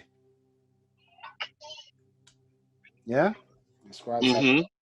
So have a think on that. Yeah. And Tahuti was always there to aid Horus in his battle against Satuk. What are we looking at here? You have to look at this more closely, because it was put on a book, Mission Earth and Extraterrestrial Involvement, and it was assumed that the book was about extraterrestrials, but this symbol's on the front. You understand? So we've got the bark here. Yeah. Yeah. So yeah, it's a type of boat. And then we've got some other things on here. What's this? So yeah. If you look closely, you'll see what it's doing, what it's saying. Mission Earth. I'll leave it there. Yeah. So, okay. No So, problem. All right, you're welcome. Antak Adia Afur. Any other questions? Right, that is it for our questions. That is it for the questions. What time we got here? Okay. Oh, damn. All right, let's see if we can get some good questions. Much appreciated, Monsieur. Right, so as I say, willpower is where we, as I say, we deliberately choose a certain course of action. And one of the things which is really important about this is because when one is not making those decisions or in course of action, one loses their soul. And when we say lose their soul, it means they're losing that connection to the, to those that higher forces or that ba'a. It's like a connection. Do you understand? And so if we're on drugs, understood, then are we making decisions independently? Are we making decisions, or are we making decisions based on that addiction? So we're living by the thing that we're addicted to. We're not making decisions independent or willfully choosing our own course of action. Understood? And this can be related to anything where we are not in control. Understood? So shawel or will, as I say, is really important because as we said earlier in the class, we start to step through in the next class, we start to look at the more esoteric side. Your understanding here, as we come to a little bit of a close, I have to cover this in part 2. Your understanding here is that you are mentally now understanding, okay, my breath can control, I have involuntary aspects to myself, I have voluntary aspects to myself, and how one can influence it by the decisions that have been taken, the actions that can be taken. And so remember, one of the things that we were told by Baba Yan Nanan, Dr. Malachi K. said, York as a master teacher, he said, study or know thyself. Know thyself is meaning to study how the body works. So that basically, which is a good last question, but without to spoil it for the individual, is to say, okay, well, what are we looking at here? How did my ancestors think? You understand? How did my ancestors think? What's taking place? What's being expressed? Why have they put it like that? So now we're starting now to think, but as I say, all of that is in control of us being able to make those decisions, right? That we are the ones in control. We are not, like sometimes happens, somebody's got the pendulum in their hand and they are, making control or taking control of those decisions for us, i.e. when we live in a society of multiple choices. And saying that we are firmly taking those decisions and we're in control to master or be dominant over body and dominant over mind. Now, excuse me. So it covers the SMI or SMI in terms of the complete union breathing, covers, I suppose, a wide range of aspects of breathing. But as I say, they predominantly are dealing with the control of the body, and as I say, also dealing with the spiritual aspect of breathing as well, in the sense of what it relates to. This book, as the Master's expressing, deals with the physiological aspect, and we'll take, and what we'll do as well, we'll walk through the physiological aspect as it's taught in the West, but then combine it with the aspects of stuff taught from the East, because in the East, we had better understanding of the esoteric and the esoteric, so the physiological side and the spiritual side. In the West, they seemingly understand the esoteric side, but they lack knowledge of the physiological side, but they lack understanding of the esoteric side. And so much so that it has adversely influenced the way in which we do things to our detriment, to our severe detriment. You understand? And so combining of the two, which is what the Master is doing, will obviously go expeditiously in some detail through the esoteric side, but then touch upon the esoteric side of what we're dealing with here as well. So those are the kind of two form the basis of the science of complete union breathing. And so, excuse me. So this knowledge, as I say, we talked about the triad of teachers, we talked about Tahuti and student Hara in terms of that system, and many others within our culture, as I say, in many of the great cities, and many great alchemists contributed to that knowledge, in a sense, over a number of different years, and certainly contributing to that science overstood, which led to various different orders being formulated that contain that knowledge. One of those being the ancient Egyptian order, which we'll touch on a little bit later. But then after that, it just became known over time as being associated with the Egyptians. You understand? So you've gone from a science of teachers, then informing students. Those students are then collated, and other teachers and people, whatever, considered to be professionals, but masters have then added to the work, added to this knowledge, and then it formulated into, as I say, formal orders, and then it became associated with just the actual people, the Egyptians, right? So when we're dealing with the breath as well, remember it's two states. We're talking about in and out, so Jawef, in, and Fawej, out. So a duality principle within all. So all is, we understand all is, cannot be this or that, all is. But then within existence, there is duality. And so the breath reflects this duality principle. So obviously we breathe in oxygen and other types of gases and breathe out carbon dioxide. But plants, understood, who take in carbon dioxide and then they produce oxygen, that is still a form of breathing. So this in-out process, understood, is a form of that duality principle as utilized in the breath, but obviously it works in sync, in terms it works in sync with each other, not separated. And even on this level of existence, this physical plane or whatever, one of the characteristics of this is that everything is interlinked with each other, and that's not the same for all planes within existence. But in our plane, where we are all vibrating at the moment, all things are interlinked with each other. So so maybe a good point to stop. We've got so much to cover in the next class, so we might have to extend it. But all right, let's recap. So let's see if we've managed to hold your attention enough to.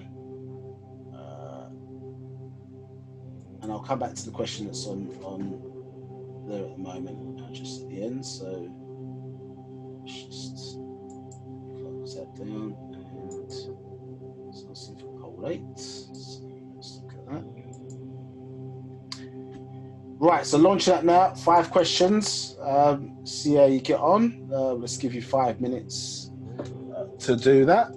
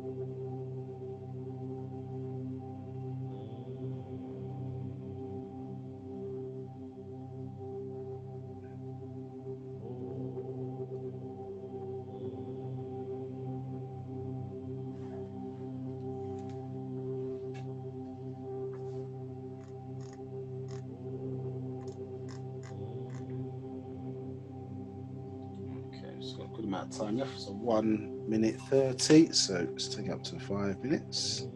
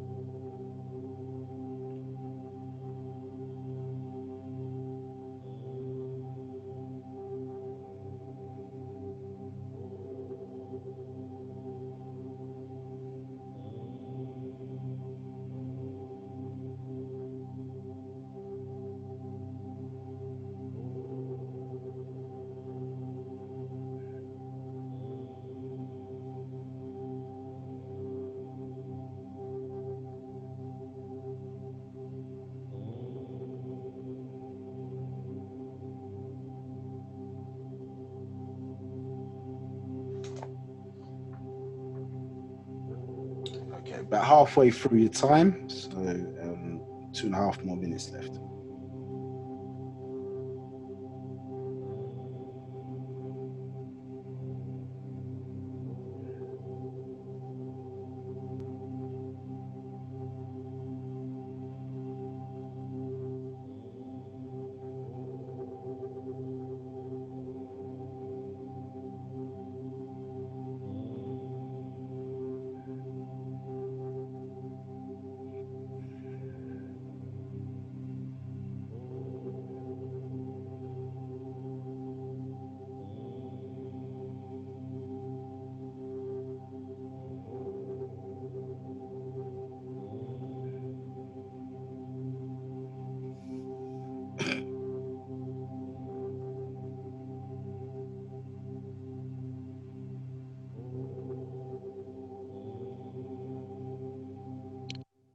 Nabab.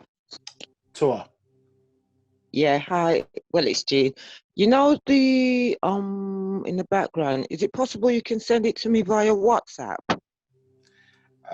Yeah, I have to ask the person who gave it to me whether I'm able to release it. Yeah, so Oh, okay. I will check in if I'm able to. I'll send that to you. Yeah, definitely. Yeah, the only reason I'm saying that because basically, you remember we're out of line, out of sync. And then if we're meditating, because you know you can meditate, for example, but if we're not using the right tones, then who are we really meditating to? Yeah, I understood. It could definitely help you. Yeah, no problem. I will. I'll get back to you on that, Jean. Yeah, so I'll be able to sort that out for you. But I'm just going to check with the person who sent it to me. That's okay. No, that's fine. Thank you. No problem.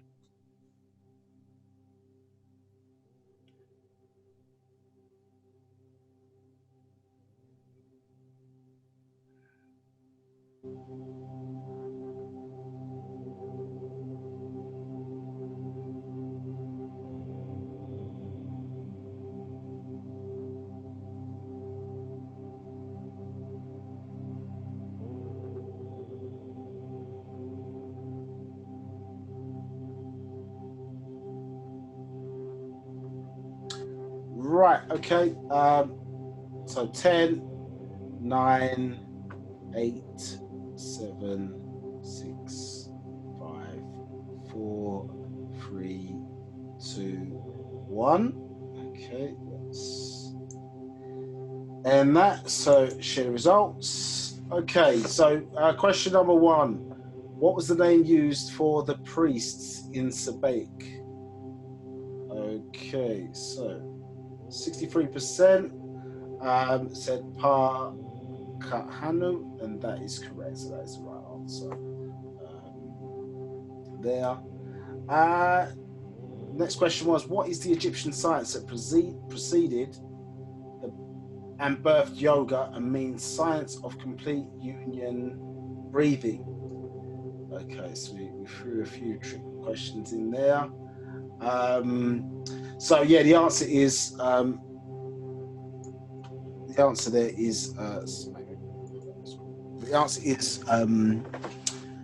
Same. Yeah, Same. That's what we were looking for. Same. Smai, yes, you could argue that is the case, and it was the old word. The updated word is Samay. Yeah. 3. What is the Sabaic word for Egypt and Sumer?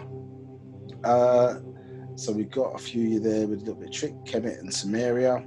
So Sabaic words, because we're trying to get you to speak the language a little bit. So Mahmat and Masmar. Yeah, so Mahmat and Masmar. That is the correct answer there. But well done for trying. Pa Nahal means. Okay, so the fly, the wasp, butterfly, symbol of transformation was the most popular answer. But the actual answer, it means the bee. Yeah, so the bee, Parnahal, that's what that means, yeah, as opposed to the fly. Perfect union. What is the perfect union? There. So, and this, we've got everybody's space, matter, and time. They've even got me there for a second. Let me see what the answer is here. So the answer here, one person's got that right. It's the bottom one, 13%. So time is mind, male is being, and female is material. Yeah, so time equals mind, male being, female material. That is the perfect union. As an expression of space, matter, and time, when you're dealing with the union of male, female, and a child being produced. Yeah, if that makes sense. So that's what we mean by perfect union. So I can see why people might choose space, matter, and time. Let's say in that context, it relates to, say, male, female, and how then that child comes through as mind. So I think if I remember correctly, that the arrow leads to me, the triangle's pointing upwards. And then it was pointing downwards. I think that was the case. I've got to memory serves me correctly in that sense. So well done. Excellent. Good to see people paying attention. So we've got a few more quizzes for you. So what we will do, so we probably will have to extend by an hour. So just, I won't change the advert, but probably extend by an hour. From 4:30 finish is usually our time. We've gone over a little bit. So I think the next, for part 2, we'll get straight into it, so not so much of a large introduction. And then what I might do actually is just do a little bit of a little bit of a quiz just to recap, get us into the minds into what we remembered from the last session, and then get into this one. So we need to cover some of the exoteric side, so that will be going into the physiology. If you want to, before that class, you can get into just watching videos on YouTube to do with the respiratory system and things of that nature. Also pay attention to the colours that are being used. And as I say, when we get into the exoteric side of the physiology as well, and then we're going to get into more of the esoteric side as well. Yeah, so yeah, so it should be a good session for us the next time, but so we probably need to extend by an hour just to make sure we get everything or get to the end of what we want to achieve. Okay, so any burning questions before we close out today? I have no questions. A panel's clear. So no questions, no? Okay, all right. Okay, well, Tawakum, which means thank you all, everybody for their time today, and much appreciated, and thank you for contributing to the questions. I think we'll continue to do that. It's a useful tool just to see where we're at with everything. So we'll continue to do that with the interest. Let people know, so class is taking place, and we'll see you in a couple of weeks. So thank you for your patience once again. So we didn't have a couple of sessions that we wanted to do, and the video of this session, so you can go back over it, should be available before the end of next week. So and that'll be on our YouTube channel, and once it is, so we'll advertise that and let people know exactly what's taking place. We have been live to Facebook for the first time today, so thank you for those who've joined us on Zoom, and thank you to those who've joined us on Facebook Live as well. And we will see you next time. So as we say in Sabaik, Wadu Musia, which means yeah, see you later, whatever family. It doesn't mean that translates. Say bye family, maybe. Yeah. Okay. Wadu Musia.